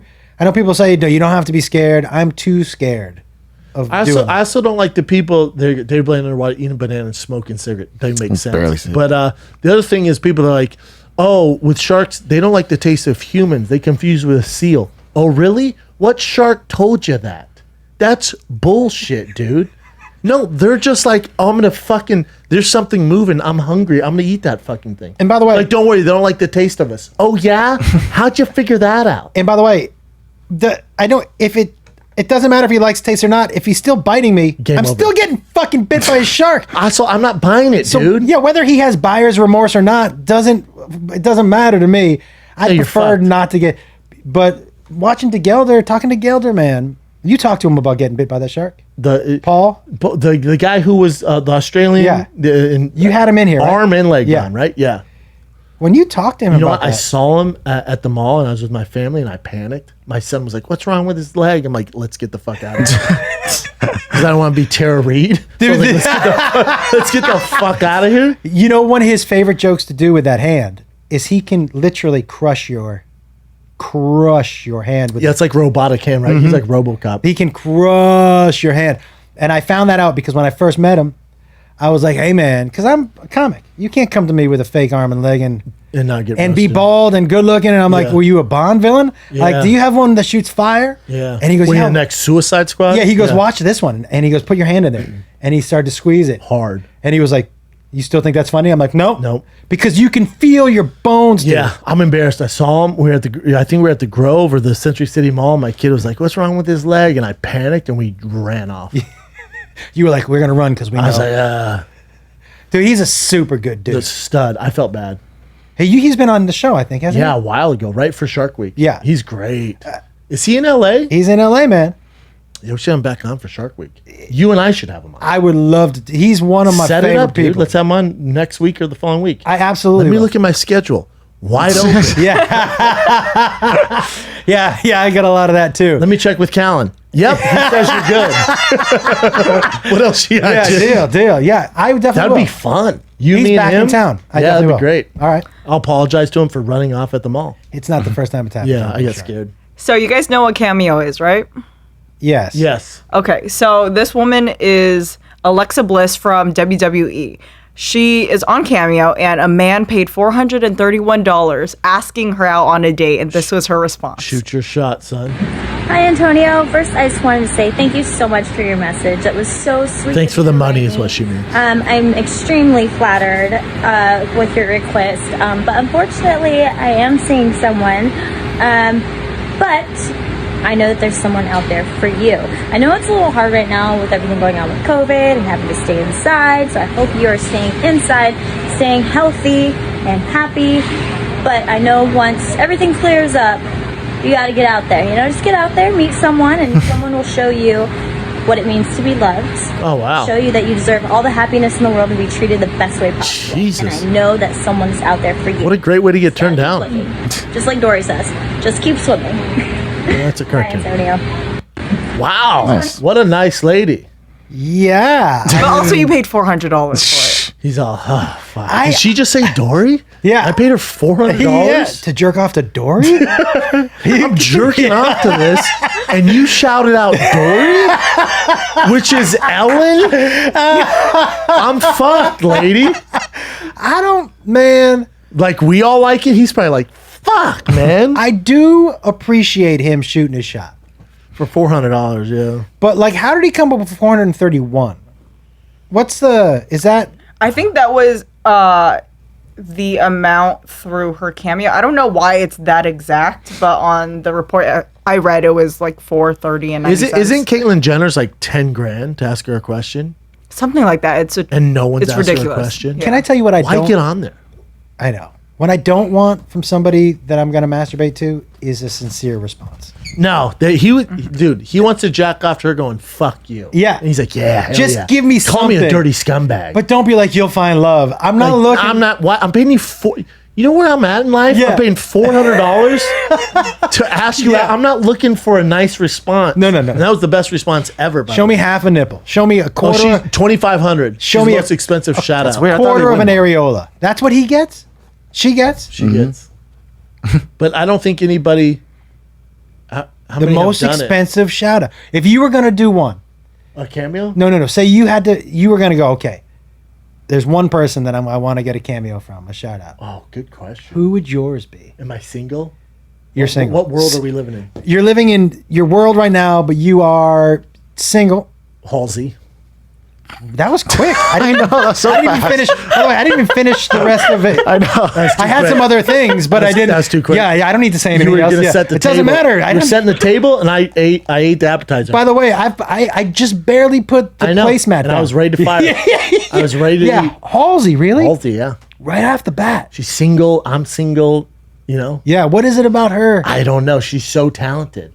What about like not like a Billie Eilish? Too young. Yeah. How old is Halsey? 20 something. Isn't I Billie think she's Eilish? my age, Billie 25. Eilish has got to be 20 something, right? Billie Eilish. Billie is Eilish 19? just turned 18. Oh, I don't. That's how out 18 of the, still legal. that's but how out of the thing I am. Oh, me. I don't didn't know. know. I thought maybe she was 21, 22. Yeah, I don't know anything. But do you ever talk to a 21-year-old? Not anymore. My kids. No. But it's like, I don't. Even at 36, 37, where the fuck it's tough. Halsey's 25, but it's like a rough 25. I'm so a- she's lived. But I'm officially so for me, dude. You know, like she has some trauma. If I was single, my line would be nobody younger or the same age as my kids. Yeah. Yeah. I mean, I got it. So my oldest son is 27, so I could not. And plus, to me, we have nothing in common. nothing. Like these guys, you find out dating like 50-year-olds marrying 25-year-olds. Like, what do you guys talk about? Oh, you ever ask her opinions on Hong Kong? How's that going? is she gonna ask me to do a TikTok? Yeah, I know. What? Wait, you didn't answer. Who's your camera? Let's say you're single. You're Joshua of your age right now. Selma Hayek. I like shoot or shoot. You can do it. You can attempt Spanish in it. Listen, I know she's married to a billionaire, Yeah, that's but I'm details. gonna. Yeah, I'm gonna maybe. Oh, get the. Fuck. You know who I might cameo? Oh, Tell me she is still not. dude. I'm gonna go on record. Bombshell. The best looking woman ever on film. Dude, Dusk Till Dawn, Jack City.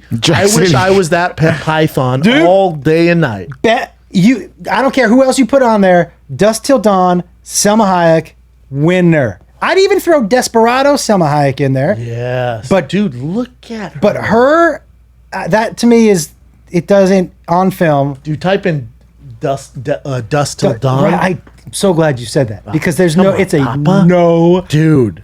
Get.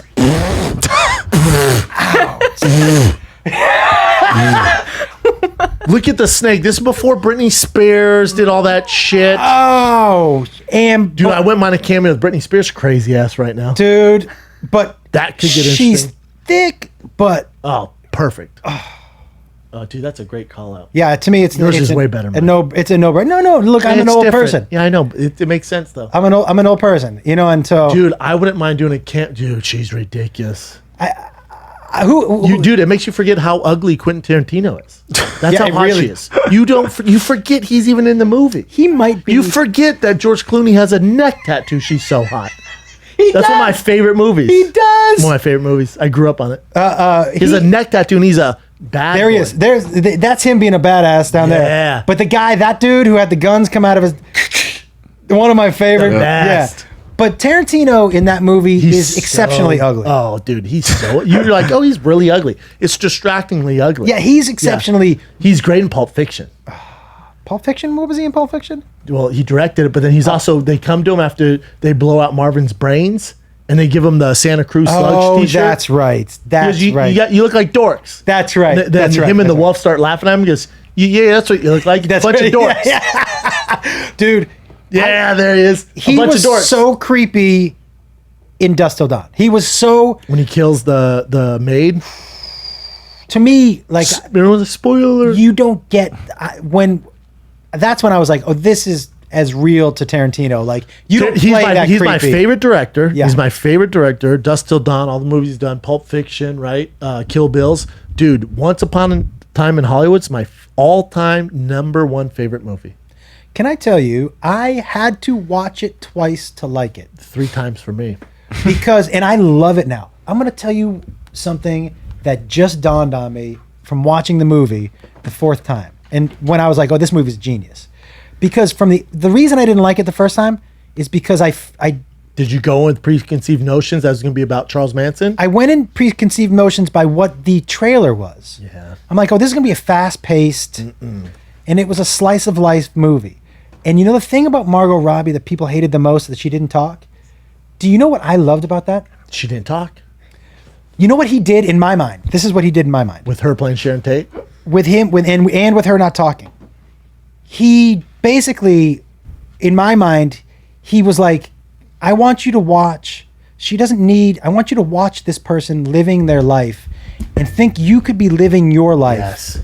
And just living your life. We're gonna be, for her, we're gonna be a voyeur. Yes. And we're gonna watch her live her life because you're all expecting me to kill her. You're Yes. all expecting Her to get murdered by the group. And now what I'm gonna show you is, look how easy that it could have been this person One step and this not way. that If she person. went right instead of left, I agree. So for me, it was a genius. It was genius. Agree. The best scene in cinematic fucking history is when Margot Robbie is playing Sharon Tate and she goes to the movie theater and they're showing the actual footage from Sharon Tate in the movie, but Margot Robbie's playing Sharon Tate. She's in the movie theater looking around, everyone's clapping. Oh, dude.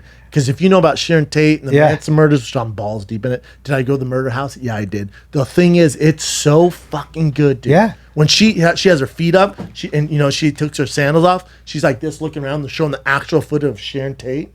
You might have to pump your brakes on the best scene in the history of It's my cinema. favorite, dude. But dude, it's my favorite. super good. How about when Leonardo DiCaprio is fucking up his lines? And this wasn't written. Oh, you mean in the trailer? My wife's favorite scene from that movie. The best scene. When he goes in, he's like, fucking stupid. And he's like, I swear to God, I'm going to fucking blow your head off. You fuck these lines up, I'm going to blow your head off. None of that was written. Is that right? None of it was written. Dude. I'm balls deep in this. None of it was written. He goes, he goes, roll the cameras. And they're like, what the fuck's he doing? He did all that, just improv. He's a genius. Yes. And I will tell you, look, man, if you're going to show me a movie with Brad Pitt taking his shirt off, I'm probably going to go. 100%.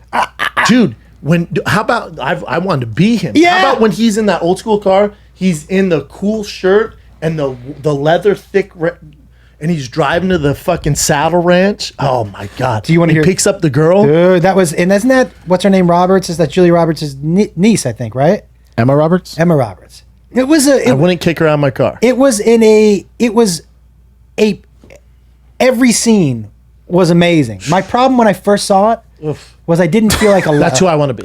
How could you not want to be that guy? I grew my hair out because of this. Did you really? Yeah, I cut it during quarantine, but I grew my hair out because of that movie. I will tell you, Brad Pitt is like everybody has their North Star. He's your North Star. For me, Legends of the Fall, Brad Pitt, because you get a little bit of everyone. Sure. You get Army Brad Pitt, clean shaven. You get Native American Brad Pitt. Fight Club, too much dedication. Just one straight Brad Pitt. Yeah. But you get 3 Brad Pitts. You get that Brad Pitt. You get that Brad Pitt. You get that Brad Pitt. Come on, man. Dude. You get a lot of different. You get that Brad Pitt. You get all the Brad Pitts you get in this movie. Oh, fucking branches of life, Brad Pitt. Dude, I didn't mind Interview with the Vampire Brad Pitt. Yes. You get Brad Pitt, a lot of Brad Pitts for one Brad Pitt. You know what? And there's never enough Brad Pitt. Come on, man. Dude, him in Once Upon a Time in Hollywood, he won the Oscar, but Leonardo should have fucking won it too, man. He was so good. God, he was good. So good. Dude, you're going to give Leonardo DiCaprio the Oscar for fucking The Reverend? He doesn't say a word. He got fucked by a bear. Dude, that bear ate him ass first. Tried to eat him ass first. Bear? Think about it. He did. He did. God, that movie's good too. But Once Upon a Time that in Hollywood, Brad Pitt? Oh, the long hair Brad Legends Pitt? of the Fall. Dude. Look at that Brad Pitt. Yeah. Come on, man. I mean, God, he's good looking, yeah? He, Unbelievable. I think, is one of the most beautiful people And I've you ever find laid out hands he's a on. raging alcoholic? He loves vodka. He's one of us. He's one of us. Yes. And I always knew or thought he was for sure a weed smoker. Like Oh, this- yeah. So- And then he's also a podcast fan. He listened to Mark Maron. Do you ever hear Mark Maron interview him and Leonardo DiCaprio? No. What they did like a thing. They were doing a media thing, and they sat down with Mark Maron. And Brad Pitt's like, first of all, I'm a huge fan. And he starts going through all his episodes. You're like, oh, you listen to podcasts? Out. It made the interview so much better. Because then Leonardo was like, oh, Brad Pitt co-signs on Mark Maron. And then it was just this trio. And there was like synergy. And you're like, oh, fuck yeah. Would you fangirl if Brad Pitt sat down and did your podcast? It's hard to get me to fangirl, but I'm such a fan of his. Yeah. Probably. Who would you fangirl more over, Tarantino or him? Oof. Him. I think so too. He's You still think so he's cool. you think he's just genetically gifted? Or is it You mean? I mean, he's like, why is he so shredded all the time? I can only tell And you. at how old is he? He's probably my age.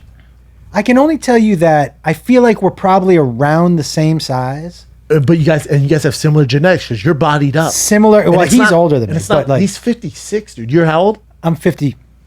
But like for me, you know, as long as I keep my body around a certain weight, I can stay shredded-ish. And you're not like on a hardcore diet either, right? I'm just Dude, Brad Pitt in Glorious Bastards? That's a top Oh, 5 that's a good film. one. The Jew Bear? there. Spock is the Jew Bear? Oh no, Spock. That's Spock. That's right. And he's a gay man. Yes, Zachary Quinto. This Dude, I grew out my mustache. is this one of your favorite Tarantino films? Inglourious Bastards. Dude, top 3. What about Once Upon a Time in Hollywood. Fateful? Which one? What was The Hateful Eight? Hateful Eight. You know the one thing about that? It was written like Django? a play. Django was crazy good. Dude, Leonardo DiCaprio in Django? Next level. To me, that might be. Oh, he's so. Oh my God. He's so good. You know what? The one thing I would love to see him do. Fury? It's not a Quentin Tarantino, but Fury? Yep. I cut my hair like that after I You change your hairstyle up by your movies, huh? Yeah. I go pretty. I'm pretty straight Doc from Back to the Future with my hair. Yeah. So that stays pretty much the same. But like this movie for me wasn't one of my favorite Tarantino movies. Wasn't. But As a Jewish man, that's not one of your favorite movies? not one of my I'm favorite not Tarantino even Jewish, movies. but I wish I was after that. I will tell you that I think it's a great movie. Oh, it's but good. he's done so many Tarantino's Dude, Glorious movies. Bastards, if it's on, it's one of the movies I watch. It's so good. Pulp Fiction, I'll watch All day. every time. What else? I'll watch every. He wrote it, he didn't direct it, but True Romance. Sure. Classic. True Romance. See where I put that in my top 5 movies ever. Fair. Just look at all of the people in Isn't that. my boy Michael Rappaport in that? Yeah, dude. Rappaport's in that. Gary Oldman's in that. The scene between Christopher Walken and Dennis Hopper in that movie might be my favorite movie. Dude, what about Christopher Walken in Inglourious Bastards? Christopher Walken in He's not in it. He's not in it. Yeah, I was gonna say. You know what that is? He's in Forrest Gump and he hides the watch up his ass. Yes. Not a Quentin Tarantino. That's movie. Pulp Fiction. Yeah, forget about that. That's right with Bruce Willis. Yeah. You're right. You're right. Yeah. That's the. You threw it. Sorry, Yeah. My brain's like listen, yours. I'm like, that Nicotine's. It's not the end all be all. You know, we're still. CT's still alive. I'm gonna dude. It double pops up on that every now and nicotine, then. Dude, you want to take a break and go more nicotine? I'm like, why? Yeah. You call me Ralph. You call me Ralph, and you think you directed Dora the Explorer. Yeah. Fuck. Yeah. Yeah, I'm with you, dude. What else you guys got? Let's go to this. How cool is this? A guy promised his friend back like in 1992, if he ever won the lotto, he would split the winnings with him. Right? They both did still it. friends? No, I think they kind of moved on. Oh wow. Yeah, so he reconnected with him and kept the promise. What a You imagine $22 getting million. that call, be like, Roger, like, who the fuck is this? It's Kevin. Remember? He's like, dude, how you doing? He's like, I'm good. I won the lottery. Remember that handshake? 22 mil. What a dumb fuck. Hey, listen. Yeah, that's fair. If I called you 22 years later and said, Brendan, listen, remember that thing we did? And you'd be like, yeah. And I'm like, I'm going to give you $100,000. You'd be like, Holy shit. you know, 11 million you got to give him? If I said I'm going to give you 10,000, you'd be like, yeah. Like, dude, what's the catch? What do you need? Yeah. What do you got? 10,000. I would have been happy. But look at how, Wow. who's the dummy? Which one do you think? I'm is not the sure dummy? which one's which. The guy in the blue shirt. Me too. Because the guy with the other with the mustache is smiling like, I can't like- believe it. Yeah. Wow. I am 22 million. blown away. I don't know if they were like homies continually, but it seems like they were here. That's cool, Called man. his friend. So yeah, I'm not. 30 years later. That's crazy. No way. Hold on. He called him. And he called me and I said, are you jerking my bobber? So that's kind of I have to Older. tell you Are exactly. they from Missouri? That's their. Yeah, you can. I can tell Wisconsin? you, the dude in the blue shirt does look like he's jerked a bobber. Yeah. Not this time, man. Just giving you half of my 22 million. No more jerking, buddy. Look at what it comes out to. Not anymore. I'm rich, bitch. After everything, it's 5.7 mil each. Each taking home 5.7 after taxes. So imagine how much this guy's giving, like just to do this, to keep his promise. That is so awesome. So you get 22 million. So after taxes, you're messing with 11 million. And then you're getting half of your 11 million. I bet you he didn't realize that. I bet he thought he was getting 11. And they're like, yeah, very cool. So taxes, we're going to take half of that because it's a prize. So you're getting half of that. And he's like, but I already called the bobber. Like, yeah, we know, dude. You got to give him half. He's like, well, He's like, but I'm already giving away But I half? bought a house for 5 mil. I only have 700,000 left. Like, I know. Well, we didn't say give it away, dude. yeah, enjoy your house. Yeah, to enjoy the house. It's all you have now. If you had 11 million, it's 11.4, right? No, 11.2. Yeah. I'm giving away. I'll give him the 0.2. Is it point? It's 11.4. No, it's 10 No. 5.7. I can't do math. total. 5.7 times 2 is 11.4. Each got 5.7. That's 11.4. I was Okay. right. 11.4. So I'm giving. Listen, I'm giving 100 to him. I'm giving 100 to Give him a couple other. I'll probably give him a mil. I call him like, can you remember that handshake we won? A mil's a giving good him- chunk too. You're giving him a mil for what? He would have never known. Do you think He would know. Do you think he would have called you and been like, "Hey man, remember 22 years ago when we were dumb and we were broke and you promised me half?" I'd have been like, "No, I don't remember. Who is this?" I don't, dude. Yeah. What's your name? Yeah, Bobber. Dude, is this Bobber? Yeah. Dude, that was in the past. Dude, I was drunk off Mountain Dew. Yeah, Dude. was that when we were making moonshine? Yeah, what are you talking about? Yeah, we're gonna be friends forever, Dude, 30 years later, Yeah. a promise through a handshake. Wow, that's awesome. I respect it, I guess. Yeah. but you're dumb. I trust him. That's pretty dope I'd like that him he to did be my that. accountant if Yeah. he's doing numbers. What Yeah, else you got? And they're pretty old. You got the Ellen thing? So James Corden. Have you ever is- worked with Ellen? No, I've heard some terrible. Everyone in the business says that. Yeah, It's starting to come out, right? Yeah. Have you seen what's going on? I have I don't seen. think she should be canceled, but Either do I. You know who you should ask? they're really canceling her. So they're thinking that she might actually leave the show now. So in case she does leave, James Corden is one of their top picks for replacing her, which is weird because it's the Ellen show. I love him though. He's awesome. Yeah. you ever watched Everyone loves him. Can't miss. Here's what I would ask before they, and I think she's going to quit too because I don't think she's going to be want to be under this scrutiny. I think her and Jimmy Kimmel are done. I don't think Kimmel's done. You think so? Voluntary or? I think they came to him and were like, hey, there's too much shit here. We don't want to deal with it.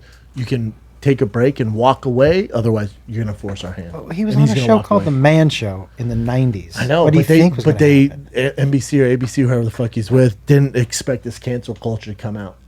They weren't expecting this, and they don't want to deal with the repercussions. They think online is everything. Before they canceled her, they should have sat down with the people who need the jobs, who are working there, and said, listen. Yeah, that's a big one. Listen. The staff? Yes. Yeah. Listen. But they say the staff is the one who... But they should have asked, listen, we know she's rough. We can have a talk with her privately and say, this is going to be the end. We need to... But do you guys want to lose your jobs right now? Do you want her to walk away? Because she walked away, all you are leaving. I'm assuming a bunch of them. James going to bring in his people. He's going to have his people. Because James, what he does, he's very good at, but he wants his people. I would assume. Yeah, me so too. I would at least have, because I feel bad for the staff members. If it's between having a job for an asshole or not having a job, especially right now. I know. I got to pick You know the what's job. weird? Well, not weird, but, it came out and somebody was going to take the blow for her. It came from her producer that, it was the producers. They created this toxic environment. And then somebody came out, the guy from All About Raymond, the Ray Romano? No, the other one, the tall comic. Yeah. He came out. Romano's a comic too. But the other guy came out and he goes, it starts from the top. If you're acting like that, he's acting like that. That's true. Yeah. And I was like, yeah, he's kind of right. That is 100% true. 100% true because if I have a show and I find out the producer being a dick, he's out. Without a doubt. 100%. He's doing what the leaders tell him to do. Birds flock together. I would ask. I feel bad for those people. And you know what? Should she lose her job? Well, no. See, if the racism and they tell me like the bullying, that makes sense. Agreed. But should she lose her job for being an A-type personality asshole? Because she's good on TV. How many regular workplaces are there bosses who are assholes? Was Steve Jobs the nicest guy? I read his book. Me too. And I'm not going to lie to you. At one point during the book, I was so... You don't like him. At one point during the book, dude, Terrible I was father. so disgusted Me with who too. he was. Me too. I was like, where's the chapter on cancer? Yeah, for When real. does the fucking I'm just going to cancer chapter start? 12 where he gets cancer. I know, he's a terrible human being. Let's see if he becomes a better person. Creative mastermind, terrible father, denied the child for a long time. Dude. Piece of shit. Piece of shit. Brilliant though. So, but why? But why do people walking around? And I'm not excusing Ellen or saying she should keep her job. She was good at it. Are we going to now fire every boss who's an asshole across the United States? Agree 100%. Is that what happens now? Because you know what I always told my kids? If you have an asshole boss or teacher, yeah, that's going to happen sometimes. 100%. Figure it out. Yeah. Figure it out. I had my son had a teacher. He was like, she yells all the time. She's kind of abusive. I'm like, all right, figure it out.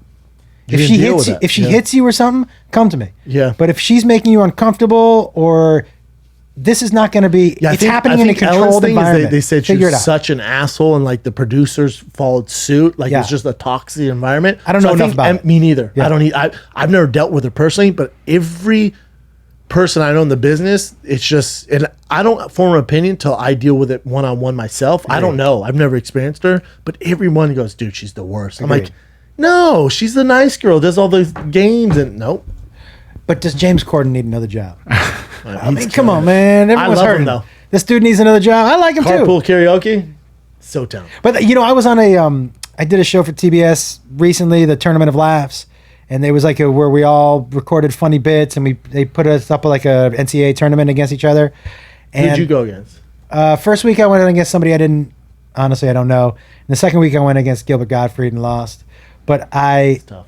Yeah, Gilbert. I also wasn't out there pimping it the way I should have. But I was like, who's hosting it? Oh, Piff the Magic Dragon beat Chip Chipperson. Chip Chipperson is Jim Norton.